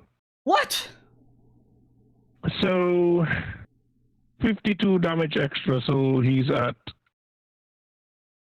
5 plus 52. 97. No, actually. Fir'ual, how do you want to do this? Wait. How can I do? I will. Yourself. Yeah, I will impale his kneecaps. Sure. Both basically. Nika. Oh, he took an arrow to the knee. Yeah, 2 arrows. All right. So Lies and Lokin are like fluttering around him. He's flailing his arms. He just finished attacking Harubid, and then the two arrows hit his knees, and then he goes ah! And then he falls to his knees in front of Harubid, and then to his side, unconscious, not dead. And That's the end of my turn. with that, I want to end combat. So let's fast forward a little bit. These guys, I don't know. Let's face it. I think Ur'zudel would kill them, right? So, Yeah. so He would Yeah, they're all burnt to a crisp right now, I'm sure. yeah. So, they're dead. They're just dead. All right, and let's fast forward a little bit. You guys can stay there actually. So you stay there and you get probably tie up, guy, right? What's his name? The captain, the raider captain. Let's move the dead bodies like over here. Sorry, Scruffles.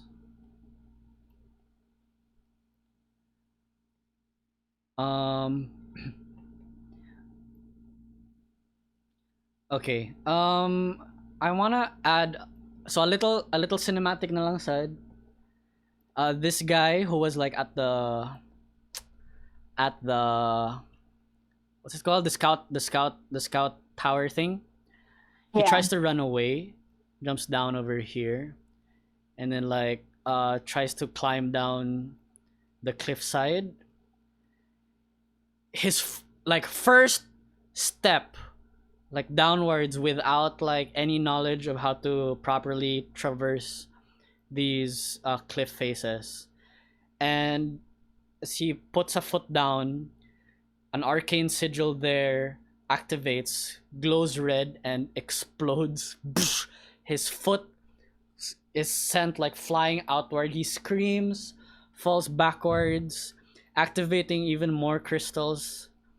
They all explode until he's just a pile of just like body, like different parts of his body scattered on the ground here. Man. All right, that could have been Magic you if mind. not for Astra. All right, and we are out of combat. What would you guys like to do now? Astra kind of like walks over to this body here of the raider leader, and then is he still like conscious or is he unconscious? No, he's conscious, but he's like lying down. He's like breathing heavily. He Okay. can't bring himself to like stand upright. He still has this like fiery energy glow that's in his eyes and in the veins that you can see, but they're like flickering, you know. Okay. I'll be restraining him All right, with a rope. Yeah. sure. So while Harabid is restraining him, Astra will say, "This is very strange. The Wild Fang raiders were merely a nuisance, almost a joke for the temple. I do not understand how they could have made such a powerful ally with this Treant, or how they could have found a way up here." And then she puts her leg on his chest, her foot on his chest, and she kind of like presses. He And then grunts. she says, "You better start talking. How did you manage to climb up the mountain without the aid of a mage?" He grunts as you step on his chest, and then he just tries to speak, but then blood exits his mouth, and then he coughs, and then he says, "Did you not see? We did have a mage among us. Referring to Astra the kind of frowns and she's trying to like remember. referring to the demonic treant. Was he a mage from the temple? Nope. No, he's How just could he have saying known this? he's just saying that, you know, Okay. he had help from someone who knew magic. But these sigils are something that only the members of our temple would know, right? That is correct. But if you Astra did not see. So actually, you can. Well, we'll breeze past through this a little bit. I'm sure you guys would have like investigated, moved around, and then you guys saw like the vines that were like sprouted up here and like injected themselves. Got it. Yeah, injected themselves to the side of the cliff face, kind of like negating the arcane sigils, right? Got it. Yep. Astra looks and she says, I'm still not sure how they could have made such a powerful ally. They are practically a joke to us, but let's discuss this later on. I need to make sure that High Mother and the rest of the temple mages are safe. And we must thank that mysterious mage that helped us with getting rid of the vines. As you speak those words and gesture to leave, he the the raider captain mutters, "You Mistral mages, you think you're still safe on your precious peaks. After today, you clearly know that that is no longer the case. This is only the beginning." Astra is going to say one more word and I will introduce you to Misra personally. And then she's going to kick him to make him unconscious. Okay. All right. Yeah. And this whole time, like it's like kind of weird, like, you know, the flickering of the fiery thing in his veins. You could knock him unconscious, and the veins kind of like fade away. His muscles kind of shrink a little bit. He didn't grow that much, but you see that his muscles start to like relax, and the veins fade away, and he returns kind of like to his more normal self the first time you saw him. All right, and you guys go to High Mother and Opal, right? They're on the north side here. I can move the whole party there. So let me move you guys over here. Let me gather you guys up. Hang on.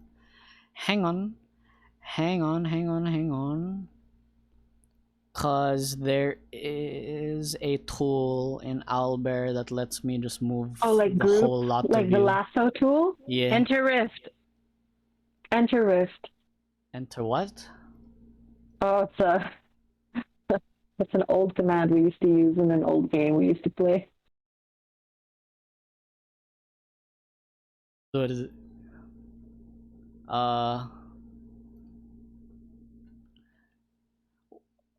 You must gather your party before venturing forth.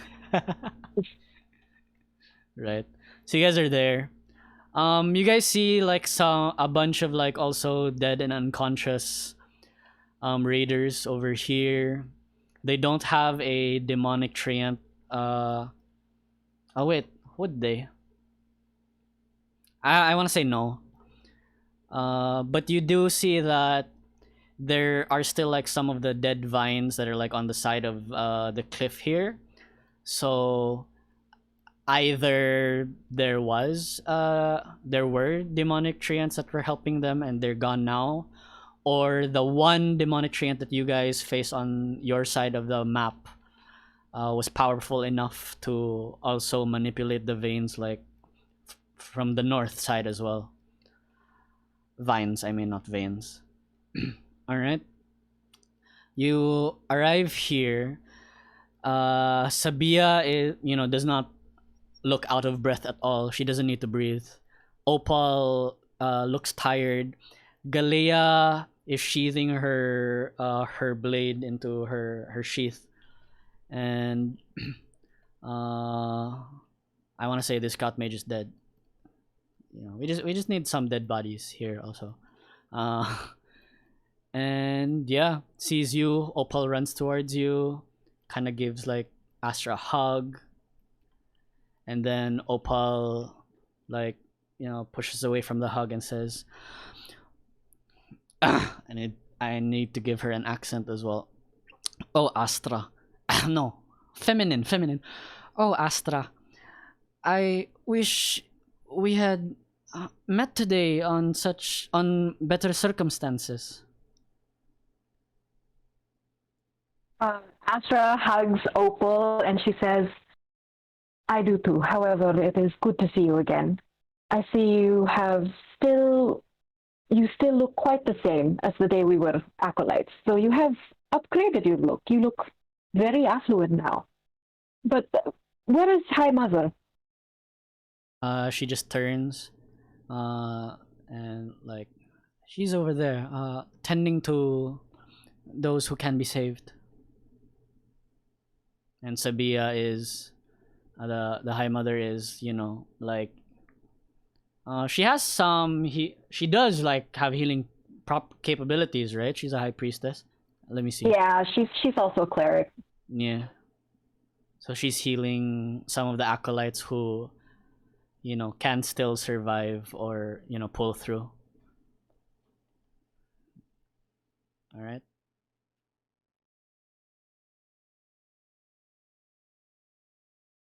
You guys can move and approach her or whatever. Satanael is also there with your group at this point. Astra's gonna look at Fir'ual and Harabid, and she'll ask, "Are you all right? I know that you've taken some damage, Harabid."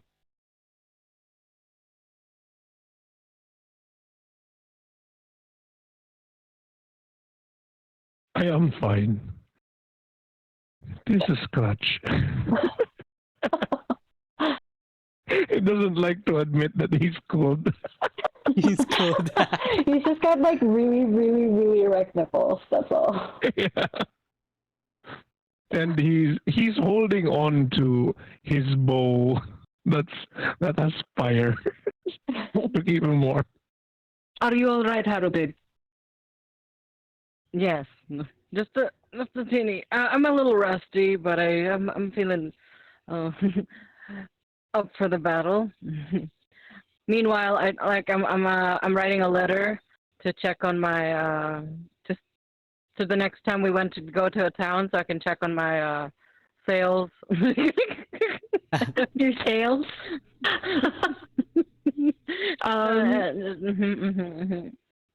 Check up on my sales reports. Yes. Astra is gonna also walk up to Satanael and she will say, "Please forgive me. I've not had the time to introduce myself. I am Astra. I must thank you for aiding us earlier." Oh, no problem. This is a temple of Mistra, if I'm not mistaken. It was my pleasure to help. You do not seem to be a member of the temple. I do not recognize you. Are you a new acolyte? Oh no, I'm just an adventurer.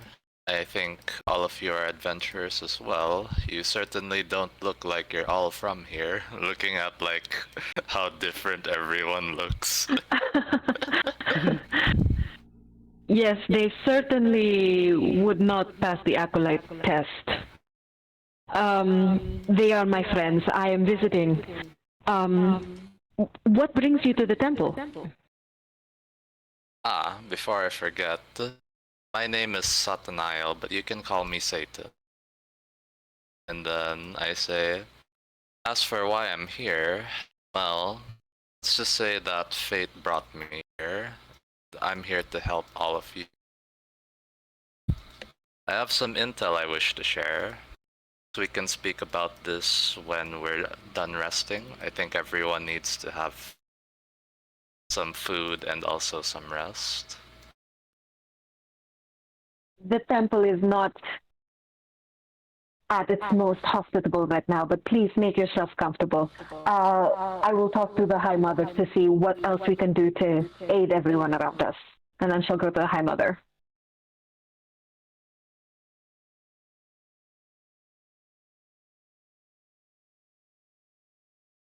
Okay. High Mother, is everything okay? Okay. Air Genasi. Okay, she speaks very slowly, as if she has a lot of time, and in her case, she probably does. So she just says, "Ah, Astra. Welcome back. Everything is certainly not okay, but like most other what's the term? Most other problems and obstacles we face, we will carry on. We will push forward. Come, help me heal your brothers and sisters." As she continues to go around and heal the injured acolytes. Haru, Astra. I Oh, hear yeah. this. And, Go ahead, go ahead. I'm sorry. I overhear, for some reason, I have this magical I'm hearing far away. But I do notice some wounded people, and as the purveyor of Healot, I will provide my services for free. With You start massaging people. yes, with my my You lay on hands. Yes, You lay on Healot hands. Yeah, so as I massage them, I give them a little business card. With a complimentary gift certificate to the nearest. They're like on death's door. Like you're giving them comp massages. You're about to die, but you're a potential client. You know what? That's really good customer. Like that really makes an impression on a possible customer. No, I'm gonna save them. And then and then if they remember. Know that it's from the fine. It's from Hela.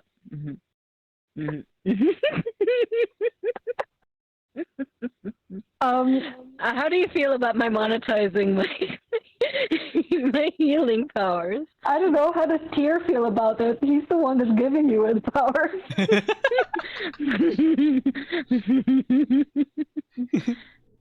He's all about the battle. He's cool. He's alright. Astra will say to High Mother, please forgive me, High Mother. Where are my manners? These are my friends. They are the Wolf Guard. This is Haru. She is a warrior of Tyr. Also, she has a complimentary massage service. It's very good, very good. You know what? We can hook you up with a wonderful package. It's great. There's a pedicure. And a manicure involved with it, foot spa, the whole work. Free chalice, complimentary chalice. With a complimentary coconut chalice. This is my friend Fir'ual. This is Lumi, Ur'zudel, and the one in the corner over there that's half naked, that's Kattiana. Hiding behind the trees.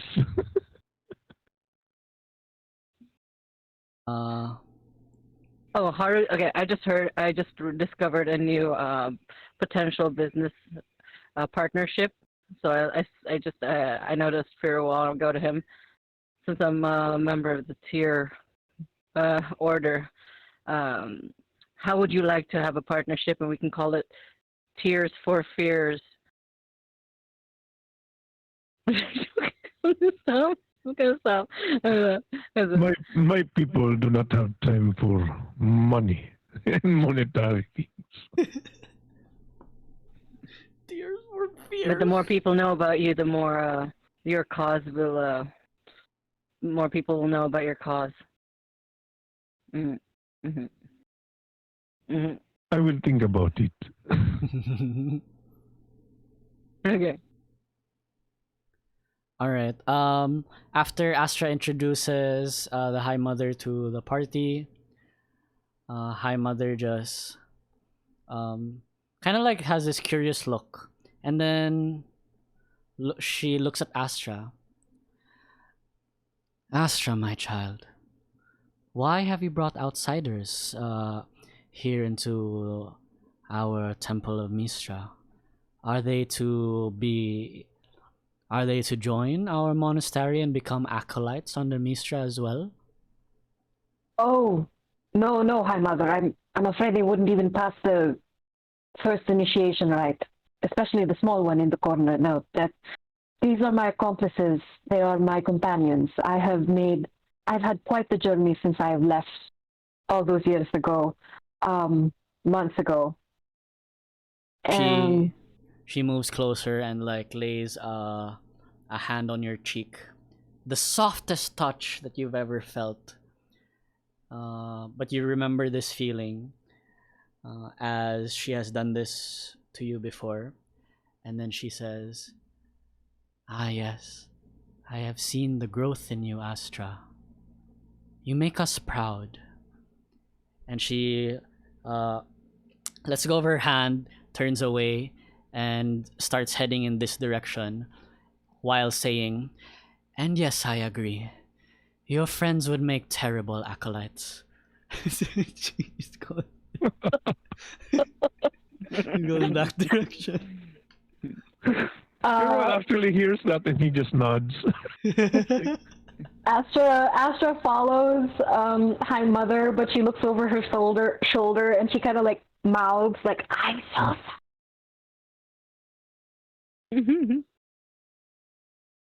There you go. She's going in this direction to like kind of like assess the damage if there's any to Delphine's tomb. Galea is like standing at attention because she is protector of the tomb. But as High Mother passes her, Galea's stern expression transforms from this like serious look to like a fangirl meeting like one of her favorite celebrities, and then she can't help but Astra, and then she kind of runs towards Astra and like grabs both of your hands and is like jumping in place, and then she's like, Astra, oh my god, you have to tell me all your adventures outside and then she kind of like looks over her shoulder, outside the Mistral Peaks, and then she just screams. No.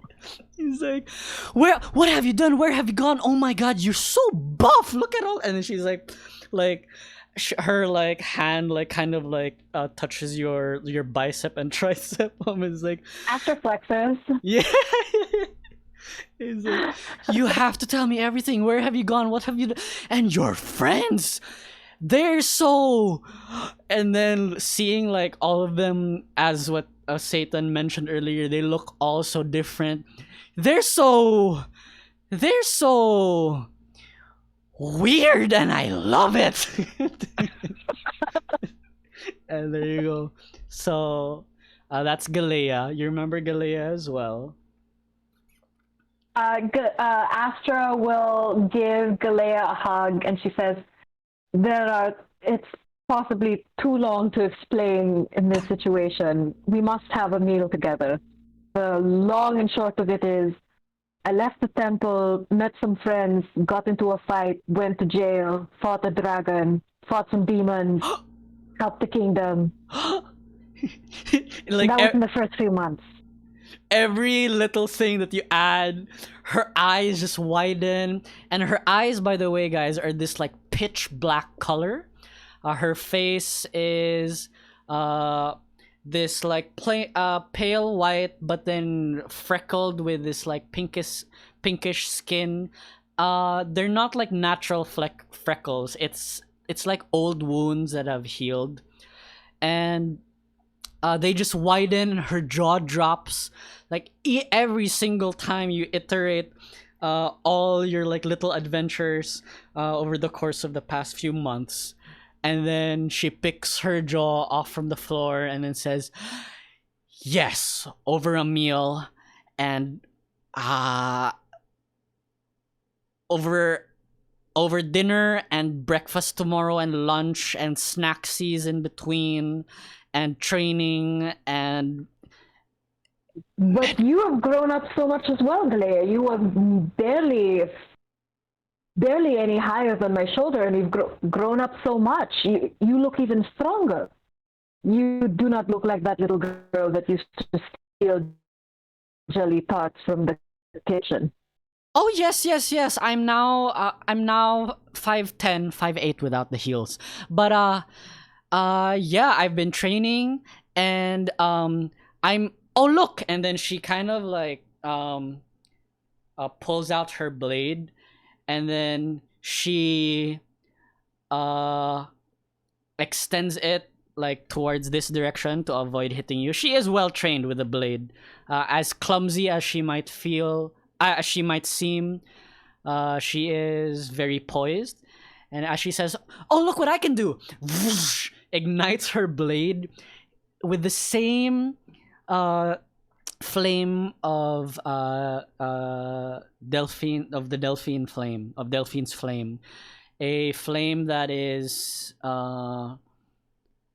like constantly changing color, shifting as she swings it around gently. And then Galea says, I can control it better now. Like I know, I've learned a few things. The monks and High Mother have taught me how to like practice and like learn to control. It's pretty cool, but like nothing like your ice breath. Hey, I want to try something. Do an ice breath on my sword right now. She extends her sword. It's burning, and yeah, do it. Astra will let out like a really big ice breath. Astra, you do it, and Galea's arm feels heavy as you're freezing like part of her hand and like her forearm, and she like but she stays there, and then she just has this biggest grin on her face, but you know she's clenching her jaw because it's painful, the sting of the ice on her arm. And then to your surprise, Astra, the flame does not go out, and it's just her hand and arm that's frozen, and she's like, I always was curious about what would happen. Now I know. And then she like makes the flame not like move from her blade to extend downward into her arm to melt away your ice. And then the flame goes back to the blade and then removes itself and disappears, and she sheathes her weapon. And then she just like cups her hand close to her chest because that she still feels the sting from the ice. All right. That was very impressive, Galea. Right? I feel like the control that you have over your power has grown immensely. You truly are an arcane miracle. I know. And then she like raises one of her legs and like shrugs her shoulders. So yeah. Anyway, speaking of food, yes, we must eat. Your journey up to here must have been very arduous. Let's eat. She gestures to take you guys to like like the library. You guys don't have like a lot of like a dedicated space to eat. A lot of the monks like just eat their food in their own homes. But yeah, all right. But the rest of you, before we move from this spot, is there anything you would like to do to interact with the High Mother or Satanael or I don't know what you're interested in? Let me know. So, well, everything was happening. I- Okay. Does Astra? anyone else have anything you want to do? I'm cool. So while everything was happening, Fir'ual took note of elves, right? And he's like, I see a high elf, and the other one confuses me. He doesn't know what. He's never seen an elf like her before. Yeah. And so, because of that, he basically just goes near Satanael and asks, I would like to know, what do you know of the alliance of the elves? Well, I only know that recently a group were going to Gamaril and that an alliance was formed. Is this correct, Wayne? Am I like not messing this lore up? A group in Gamaril made an alliance. I think you're right. You're okay. Yeah. I don't know what And, you're talking about though. What are you talking about? Come again? You What were are a bit choppy. What are you? What's on your mind as a player? I think the alliance that Fir'ual is talking about is like a treaty that was made after their group like resolved the issues in Gamaril with the Queen. Ah. Yeah, I mean that's what Satan would assume he's Okay. talking about. Yeah, you can say that. Yeah, so I say that, and then yeah, apparently there was a group of adventurers. There was like a person with a bow of fire and someone. And then like as Satan is like describing their group, I'm like realizing, oh, you must be that group. Well, that's a coincidence. And I assume that you must be Sir Fir'ual then. Yes, that is me. I would like to know, since you are a high elf, what do you know of what your queen has done to our people? Well, I know that she was problematic to begin with, but I'm not really a person who's from Gamaril. You would best be asking my mother about that. She knows more. I don't have a name for Satanael's mom, but she's from Gamaril, so she would know more about the queen and history there. I see. And internally, because Fir'ual still is very racist a bit about high elves. He wanted to like press and push Satanael to like to badger him about high elves, and inside his head is like, don't do it, never mind. And he's like, I see. Thank you. And he will just go back and follow where everyone is going. Okay. Yeah, I see a new face, right? Satan. So I'll go to Satan, and yeah, of course I give her my card. Satan's a girl, right? Satan. No, he's a dude. Oh, sorry, Satan. Everyone He's looks just, like a client to classically Elvis. Haru. Every new person is potential client. No, okay, he's not from around here, so I'm curious if there's still a market for a new Gila, or a new island Franchise? souvenirs with an X, with a ZZZ. Okay, I receive Harubid's card and Satan not knowing how to respond to that. This is the first time he's seen like a market strategy like this. So like, oh, it's what is this? Welcome to the team. And I also give a chalice for free. Oh my God. You Some now have a product. coconut chalice. Oh, And we can then also customize it. We can put I heart. oh my gosh. I tell Harubid like, I am speechless. Thank you.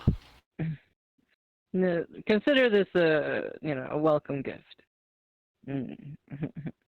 Right. And then like Satan awkwardly packs that into his bag, not knowing really what to do with those things. Oh my gosh. There you go. Okay. Alright, so now that Satanael kind of like identified the group, he's I don't know if anyone is like perceptive enough or like insightful enough. Maybe you guys can roll insight or perception if ever. Yeah. Because like I will Yeah. roll. because like yeah, just roll and then Oh, I rolled a nat one, so I'm super. I'm too busy talking to Galeria. there you go. Dude, Fir'ual, awesome. Okay, so you notice that Satanael, like after talking to you, he was actually paying more attention to your bow, and when he was done talking to you, he also did a short glance at Ur'zudel. And yeah, that's all the info you can get out of that, but that's pretty good info. And I take a mental note of that. Like, basically, Fir'ual thinks to himself that strange. People seem to be very interested in fire. And he makes a mental note to observe the odd elf that he saw with the fire that was seemingly controllable, and he will be very observant, and we will be paying a lot of attention to Galea moving forward. That would be it for me.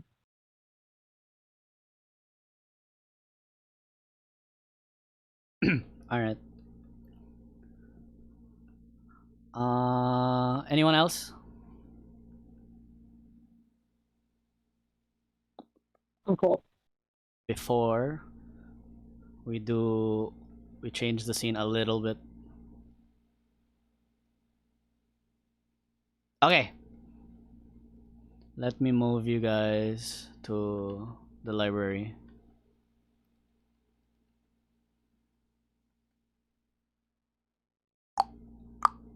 Bum bum bum bum bum bum bum bum bum bum bum bum bum bum bum bum. Tarin will have to stay outside. Tarin's big boy. Sorry, boy. He can't fit inside. Yeah. Wait, at least character growth na si Fir'ual from season 1. May character growth. Lesser trees. Yeah. He's trying his best. Yeah, it's not just straight out. Like, I know he wasn't I don't like you. Satan. Um. His facial expression is that of a typical high elf, though. Okay. So on the map there are only 3 tables, and normally there would be, but for instances like this where the High Mother needs to like have a large meeting with the monks, they kind of like move the shelves closer to the walls, and then they insert more tables so that like an assembly can be had. So that's the arrangement they make for you guys. So the arrangement's a little bit different to this now, but everyone can fit well enough. All right.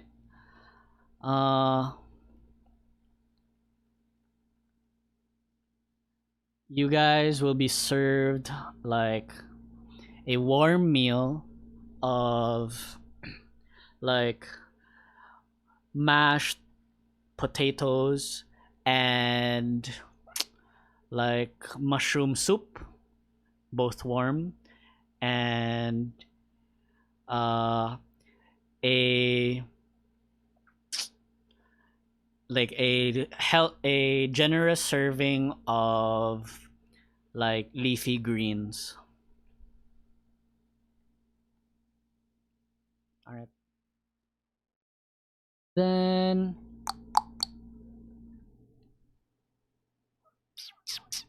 blah, blah, blah, blah, blah. Galea will kind of like will be like, Astra, I'll sit with you, or you sit with me, or we sit together, or. And then Astra will sit beside Galea. Yeah, and then Opal kind of like also comes in and it's like, Galea, please. Wait, no, this is the wrong accent. I give fuck it. Opal will be like, Galea, please. Where Astra sits, I shall sit as well. And then Galea is like, then we'll all sit together. And then, alright, there you go. So the three of you sit there. Over here. So Opal kind of like leans into Astra and is like, Astra, tell me, this strange elf man over there. Actually, they're both strange. Gesturing to like Fir'ual and Satan, but the one over there with the blonde hair and spectacles. They're both blonde. Oh, you mean the one with the shirt on? The one with the, yes, him. I know the other one is your friend. That one you just met. Who is he? Why is he here? Honestly, I assumed that he must have come at the invitation of the High Mother. However, he did say that quite mysteriously that he was here to aid us. Though at the time I assumed aid the temple, like the High Mother invited him, perhaps to study the library. You didn't invite him? No, we did not. Opal, did you hear of guests arriving today outside of Astra and her friends? Galea just shakes her head, and then Opal is like, listen, and then she kind of like whispers some more. Whispers quieter. She says, you know that there are rumors of acolytes that have been turned, yes, that reside here in the Temple of Mistra, and that some of them actively worship the god of traps, Gogara. Yes, High Mother has mentioned this to me. It was something of great concern to her. For us to discover who these black mages are. And dark arts. As she mentions Gogara, you remember that instance when Satanael casted the web spell and called out the name of Gogara to summon the spell. And then Opal then says, I find it quite odd that on the day that our temple would be invaded, we are also visited by a guest that wields such type of magic. Astra suddenly has like a memory flash, and then she remembers in the incantation that Satan recited with the web spell, he mentions that, and she kind of like slowly turns to look at him, and she says, "Opal, I fear that our enemy is in our midst, and he's eating dinner with us. How do we proceed?"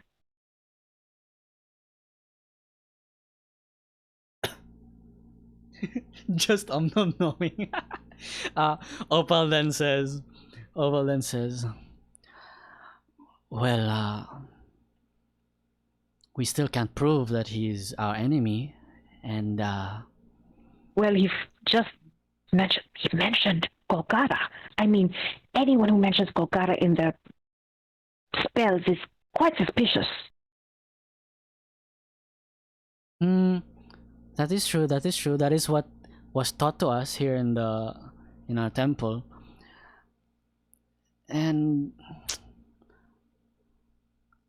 it's just strange that he shows up suddenly, and our enemies managed to climb up the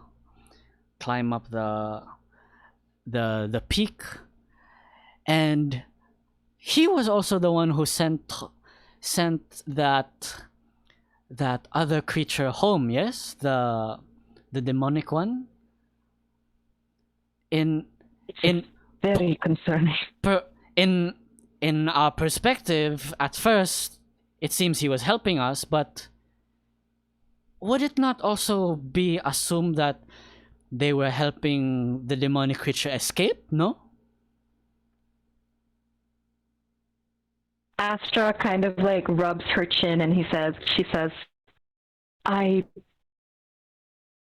should we bring this up with the High Mother? I think it would be important to. Astra stands up. She walks over to. She kind of puts on like a smile, as if like she was having a great conversation with Opal. She gives like a laugh, as if Opal told her a joke, and then she walks over to Harabid and Fir'ual, and she just murmurs like, "Make sure that Satan does not leave this room. Make sure that he doesn't come up to any funny business. Watch his hands, watch his mouth to make sure he doesn't cast any spells. I'll explain later." And then she'll walk over to High Mother. Yeah, you do. Okay. Haru grits her teeth, and like, I gave him my chalice. In my head. No. Just when I was I moved by the door entrance. Moved by the door, by the entrance way, so I can just lean there and just be chill. Yeah. Okay. And while staring at him. Right. And then Astra, you approach. Just when I tried to trust you approach High Mother. High Mother says, Astra, have you eaten? It seems you haven't touched your... oh, wrong accent again. It seems you haven't touched your food.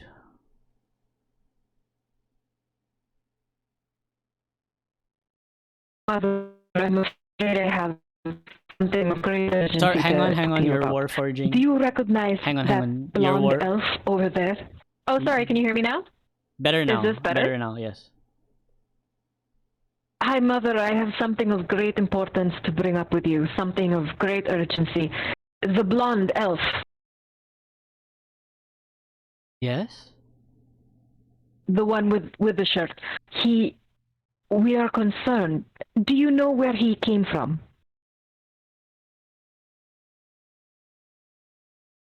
He came from...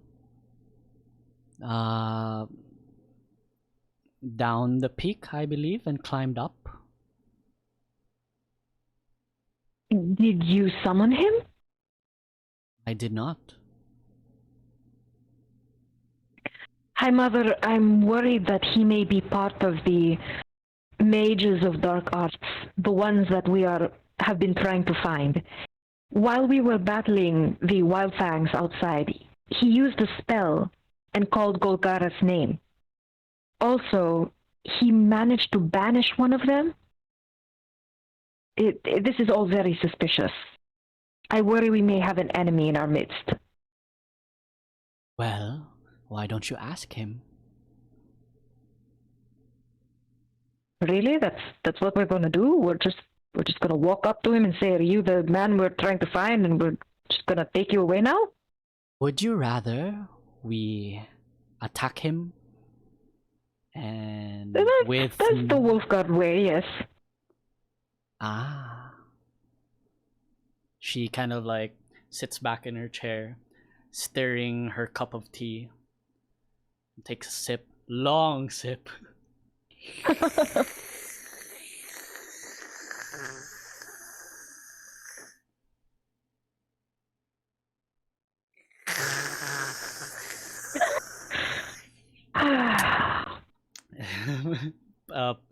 Puts her tea down. And what is your way? Pointing to you. Temple ways. She says like in like a way where she's like memorized it. She's like, the temple way asks us to approach every situation with understanding and respect. She's like, and grace. That is the temple way. I asked you, what is your way? Well, to be quite honest, I've dedicated the last few months of my life to trying to find out where these people are, so I may probably just cast hold person on him and figure out what to do from there. Tie his hands up. That is what you think is best.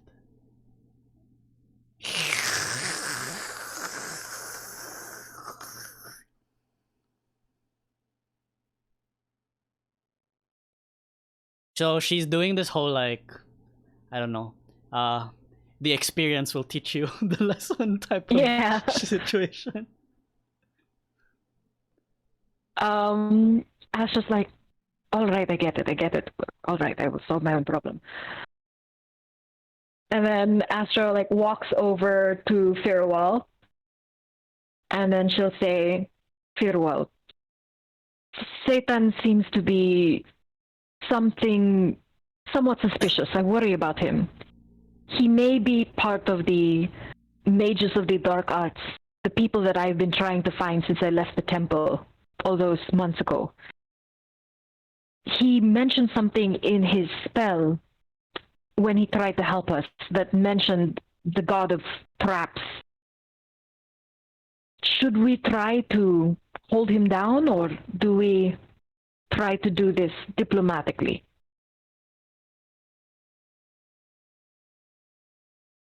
He is a high elf. Maybe not the right person to ask.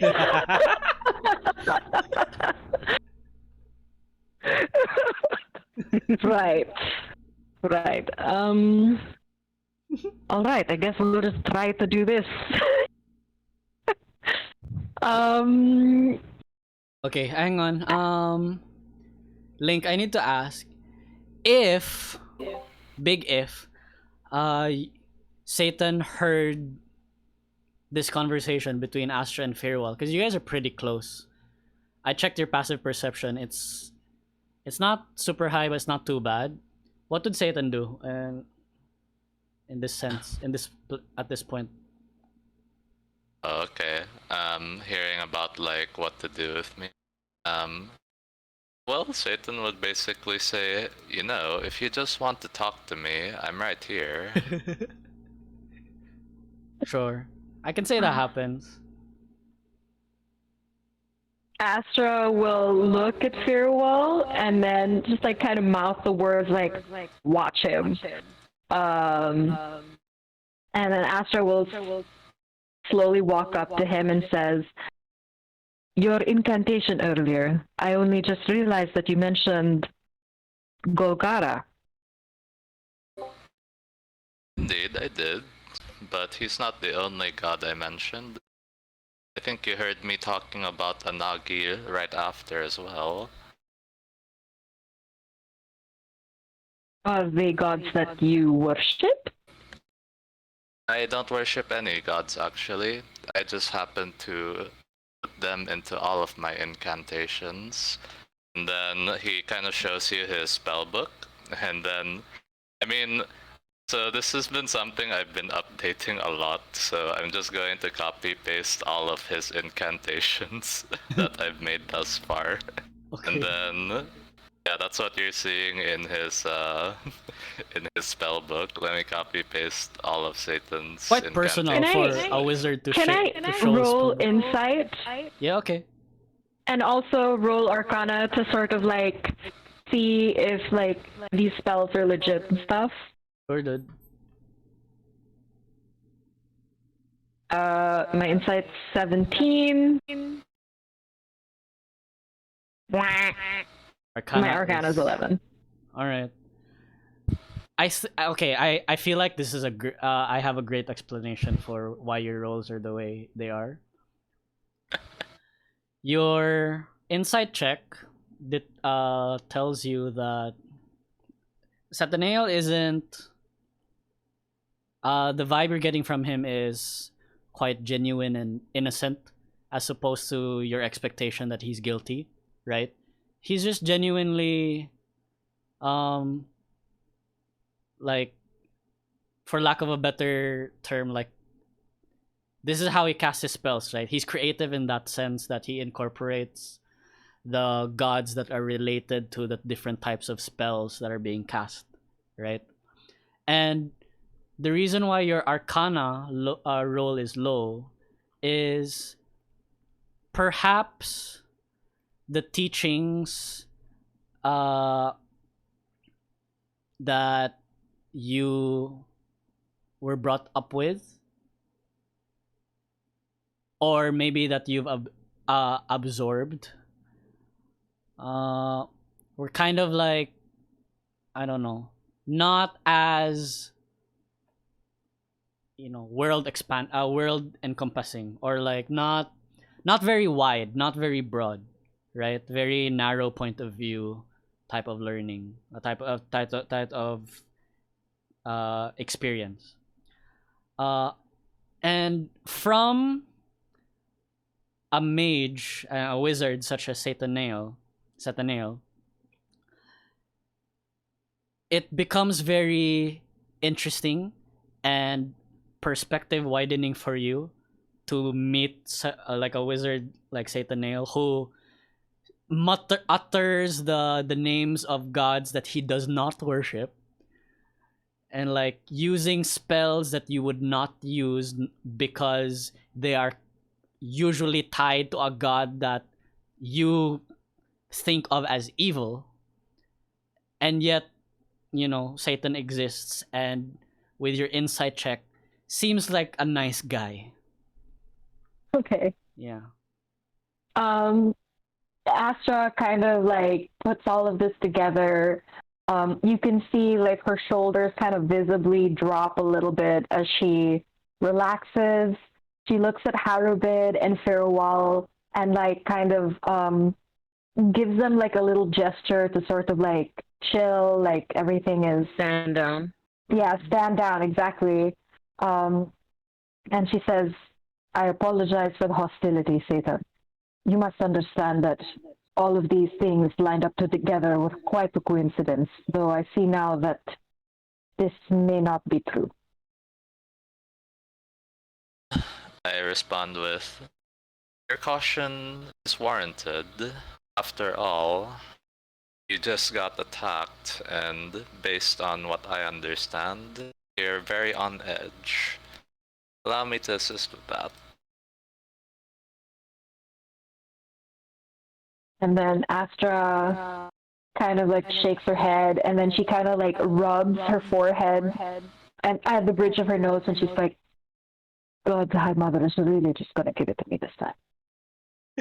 And then she walks back to the High Mother, who's probably sipping tea still.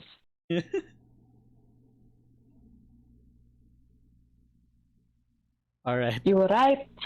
Maybe we shouldn't have gone with the violent approach first. And then she says,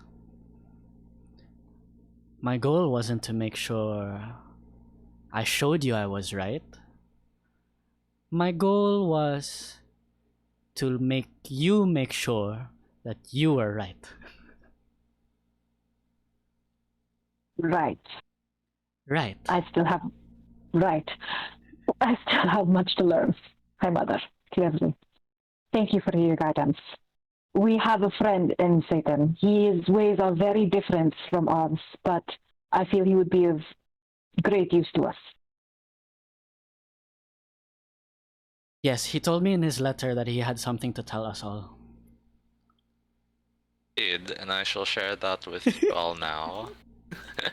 So High Mother Alright. reveals that you know they She knew this whole time.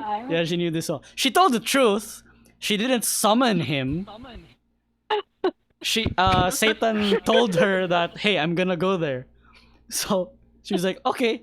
She didn't invite him, right? Minsan si Opal Manggod, seeding the just planting the seeds of doubt. It's great.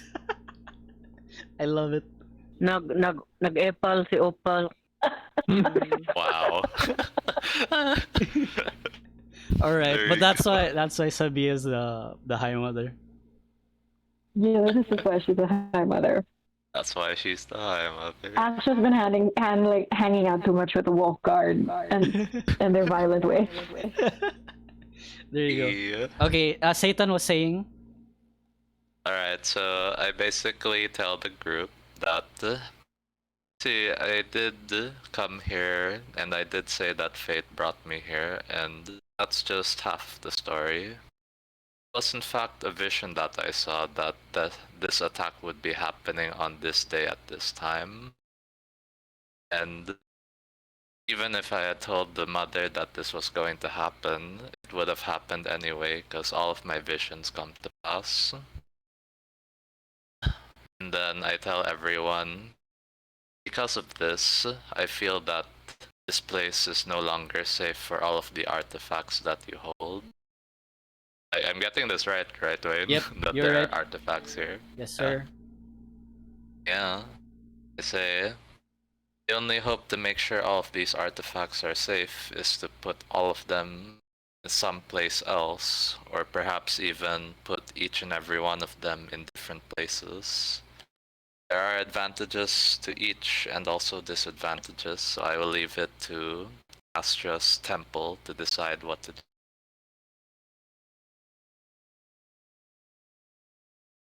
So there are artifacts that we have to move. Mm-hmm. Yeah. Yeah, so basically Satan is saying that these artifacts aren't safe here anymore because there are just going to be more raids. So Got it. if you want to transport them all in one place, in one new location, or Separate spread them. them out. Yeah. Got it.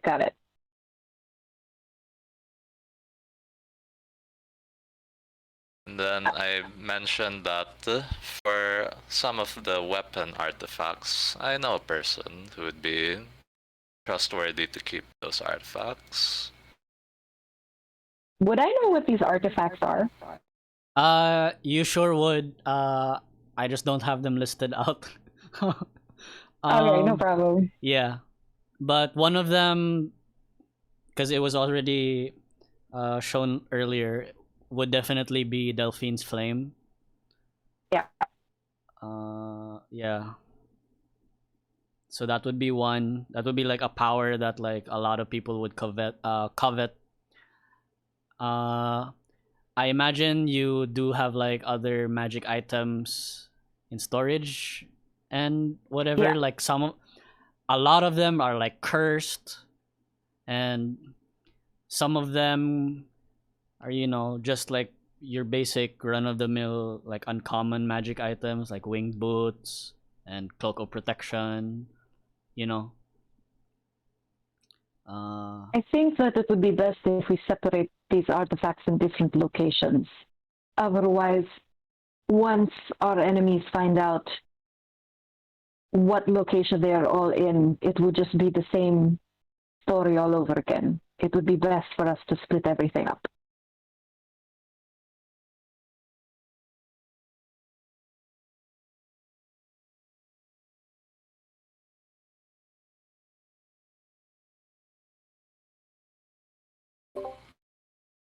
Wait, was that being said to me?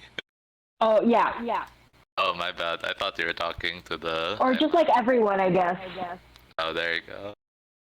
Yeah, and Satan would say, I agree, that seems to be the most advantageous.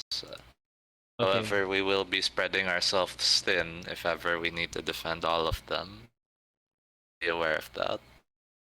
Are we moving the artifacts in one, like, We're gonna together? spread them out.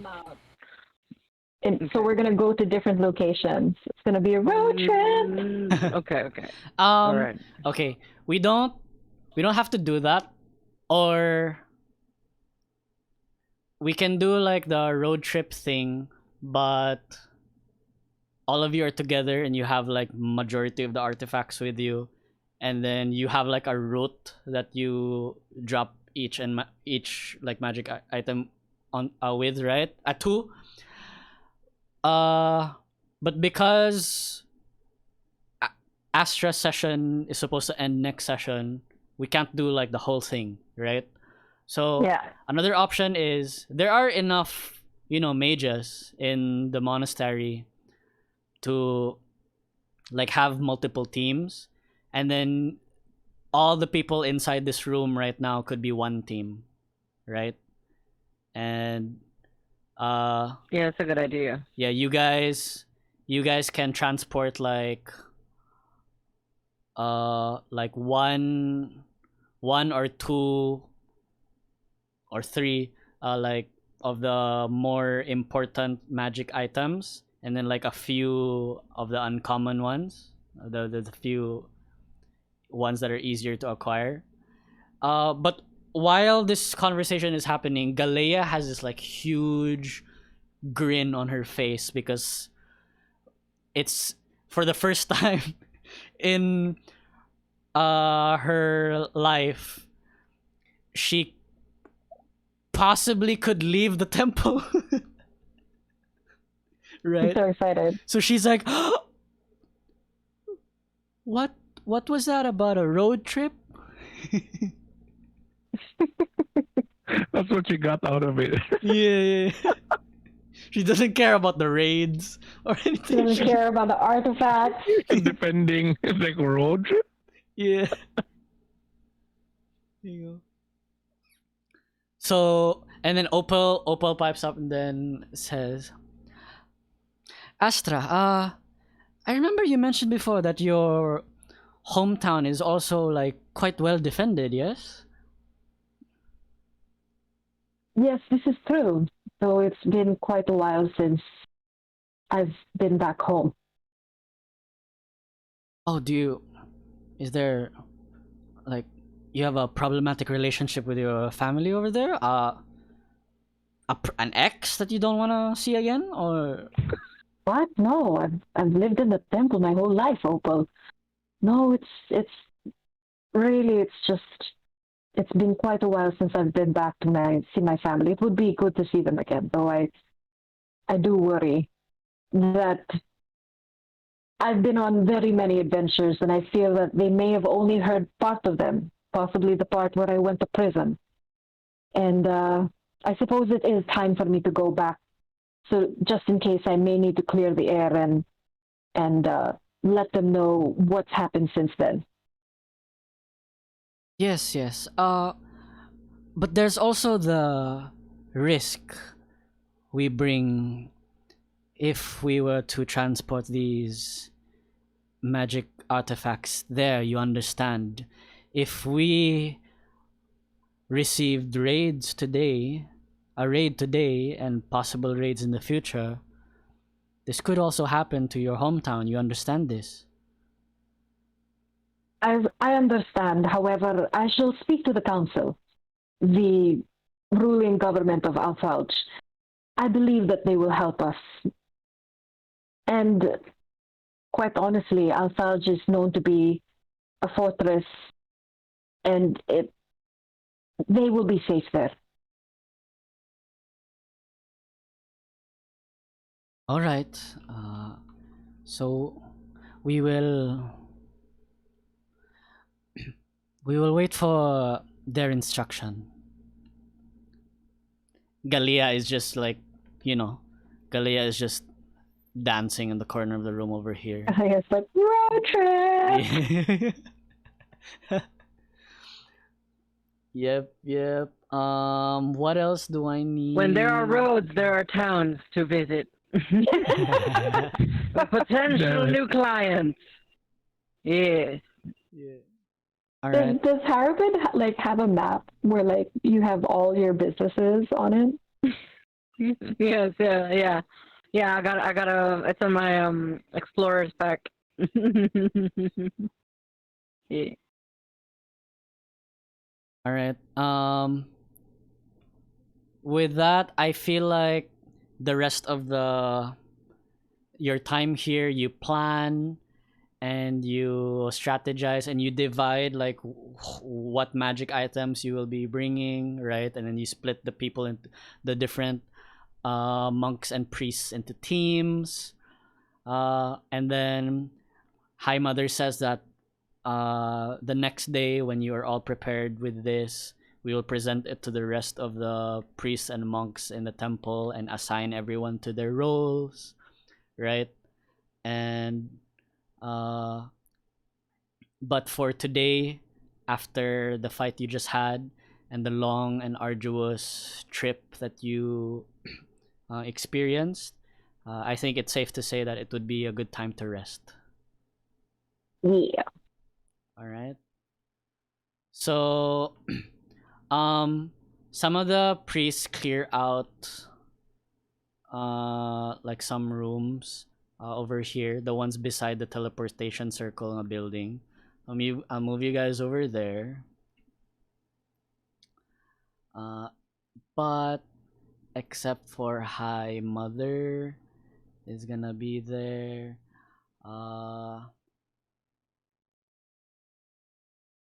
And okay, let's do bunkies. So I don't know, I'll say Ur'zudel and you guys can stay outside first. Then it's usually Astra and Harubid, right? Yeah, we had the share room together. And Kattiana, Lumi over there. Hey, Rumi. Yep. Roomies. Satan could probably hang with Fir'ual and Ur'zudel. I don't think Satan would have a problem with this, right? It's just Fir'ual has a problem with Satan. Yeah. What if they are they roomies? Yeah, I love it. that's funny. That's hilarious. No, it's like, oop. Oh, dude. All right. Go, man. Oh, Galea and Opal are just walking Astra and Harubid to your rooms, and there's a token I'm looking for. Where are you? Where did I put you?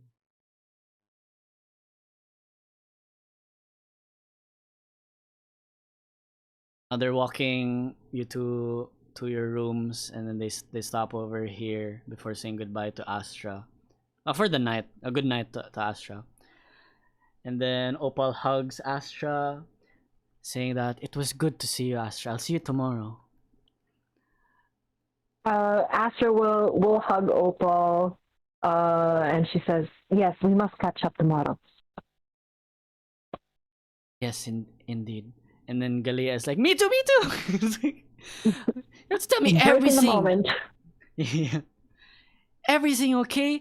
About the dragon, what kind of dragon, or how'd you defeat it, and why you went to jail, and you and how you became knights, and where'd you get this shield, and then Opal is just like tugging on her arm.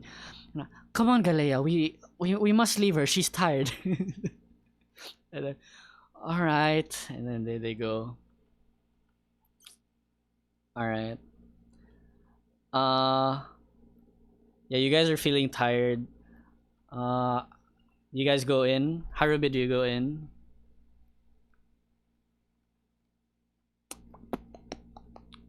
I go in. Yes. All right. Yeah, I join. Coolio. You guys go in. Before you close the door, you hear a voice from the outside. Astra. Who dat? Astra. So Astra steps into the room. She kind of like lets down her shield, like she was just kind of getting ready to like de-armor, and then she turns around, and then this is it a voice that sounds familiar? Yep.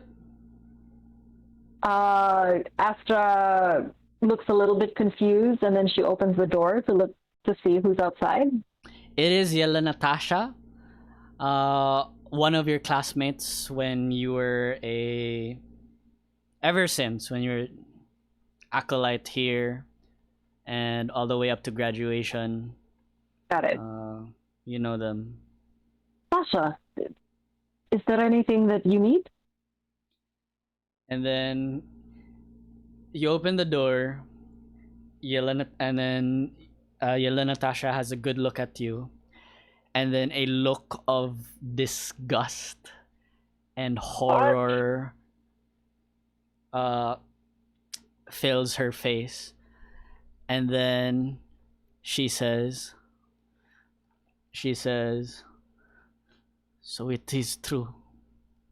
You have come back." Yes, it's very good to see you again. I must confess, it's been quite a while, and I'm feeling very tired. Perhaps we can talk about this tomorrow. We can catch up, and you can tell me all about your studies.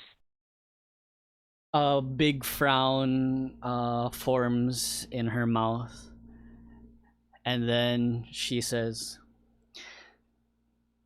"Although it is true that you are back, Dimitravis can never return." And then she takes a knife and stabs you, but you know she's not like a warrior. She's not a warrior like you. But she wails as she tries to stab at your side, and she cries, and then she screams like as she's like trying to like stab like the side of your armor. It doesn't really penetrate. It might like go through like the weak spots of your armor, but then you only take like, I don't know, 1 damage, 2 damage, right?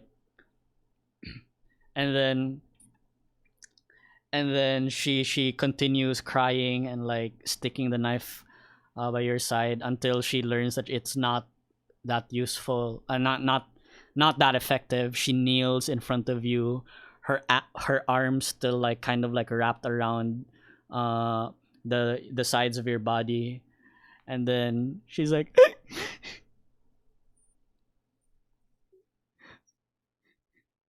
"I loved him. You took him away from me." And yeah. What? Wait.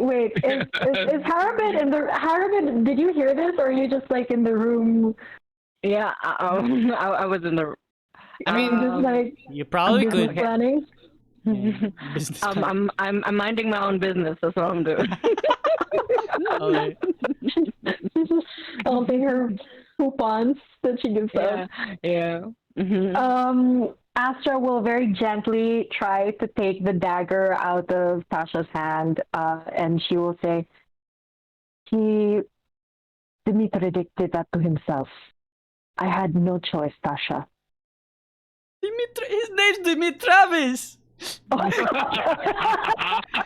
You have the gall, the audacity to make fun of him even when he's dead. So it continues crying. Yes, yes, you're right, Dimitravis. I mean, You must know that everyone else called him Dimitri behind his back. He's crying. Astra sighs, and then she casts calm emotions on Can I knock Tasha. on the door? Like, is everything okay? Everything's fine, I guess. Can she cast calm emotions on Tasha? Okay. Okay, you do that. She kind of like, this is this huge booger like dangling from her nose. She tries to stand up. Mark my words, Astra. You have something bad coming for you. Like she puts a finger. Tasha. No, Dimitri. She. You were too good for him. She calls out. All right, that's that was Yellow Natasha. And with that, Astra's Yellow Natasha fades from view. You feel the cold chill in the air. And like gentle breeze and the smell of pine. It does not sting you as the breeze touches your skin. It's more like a welcome embrace. You take a deep breath, smell the pine, and fill your lungs with the cold air being here in Mistral Peak. Despite what happened today, you can now say that you are home. Oh. And that is where we will wrap today's session. GG, well played, everyone. No. Yay, When she was running away, the sound that kept coming back to my head was.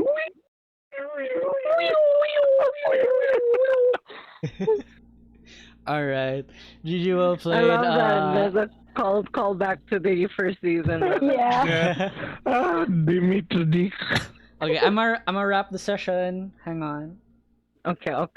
Oh. Thank you everybody so much for watching Wolf's Guard episode 1.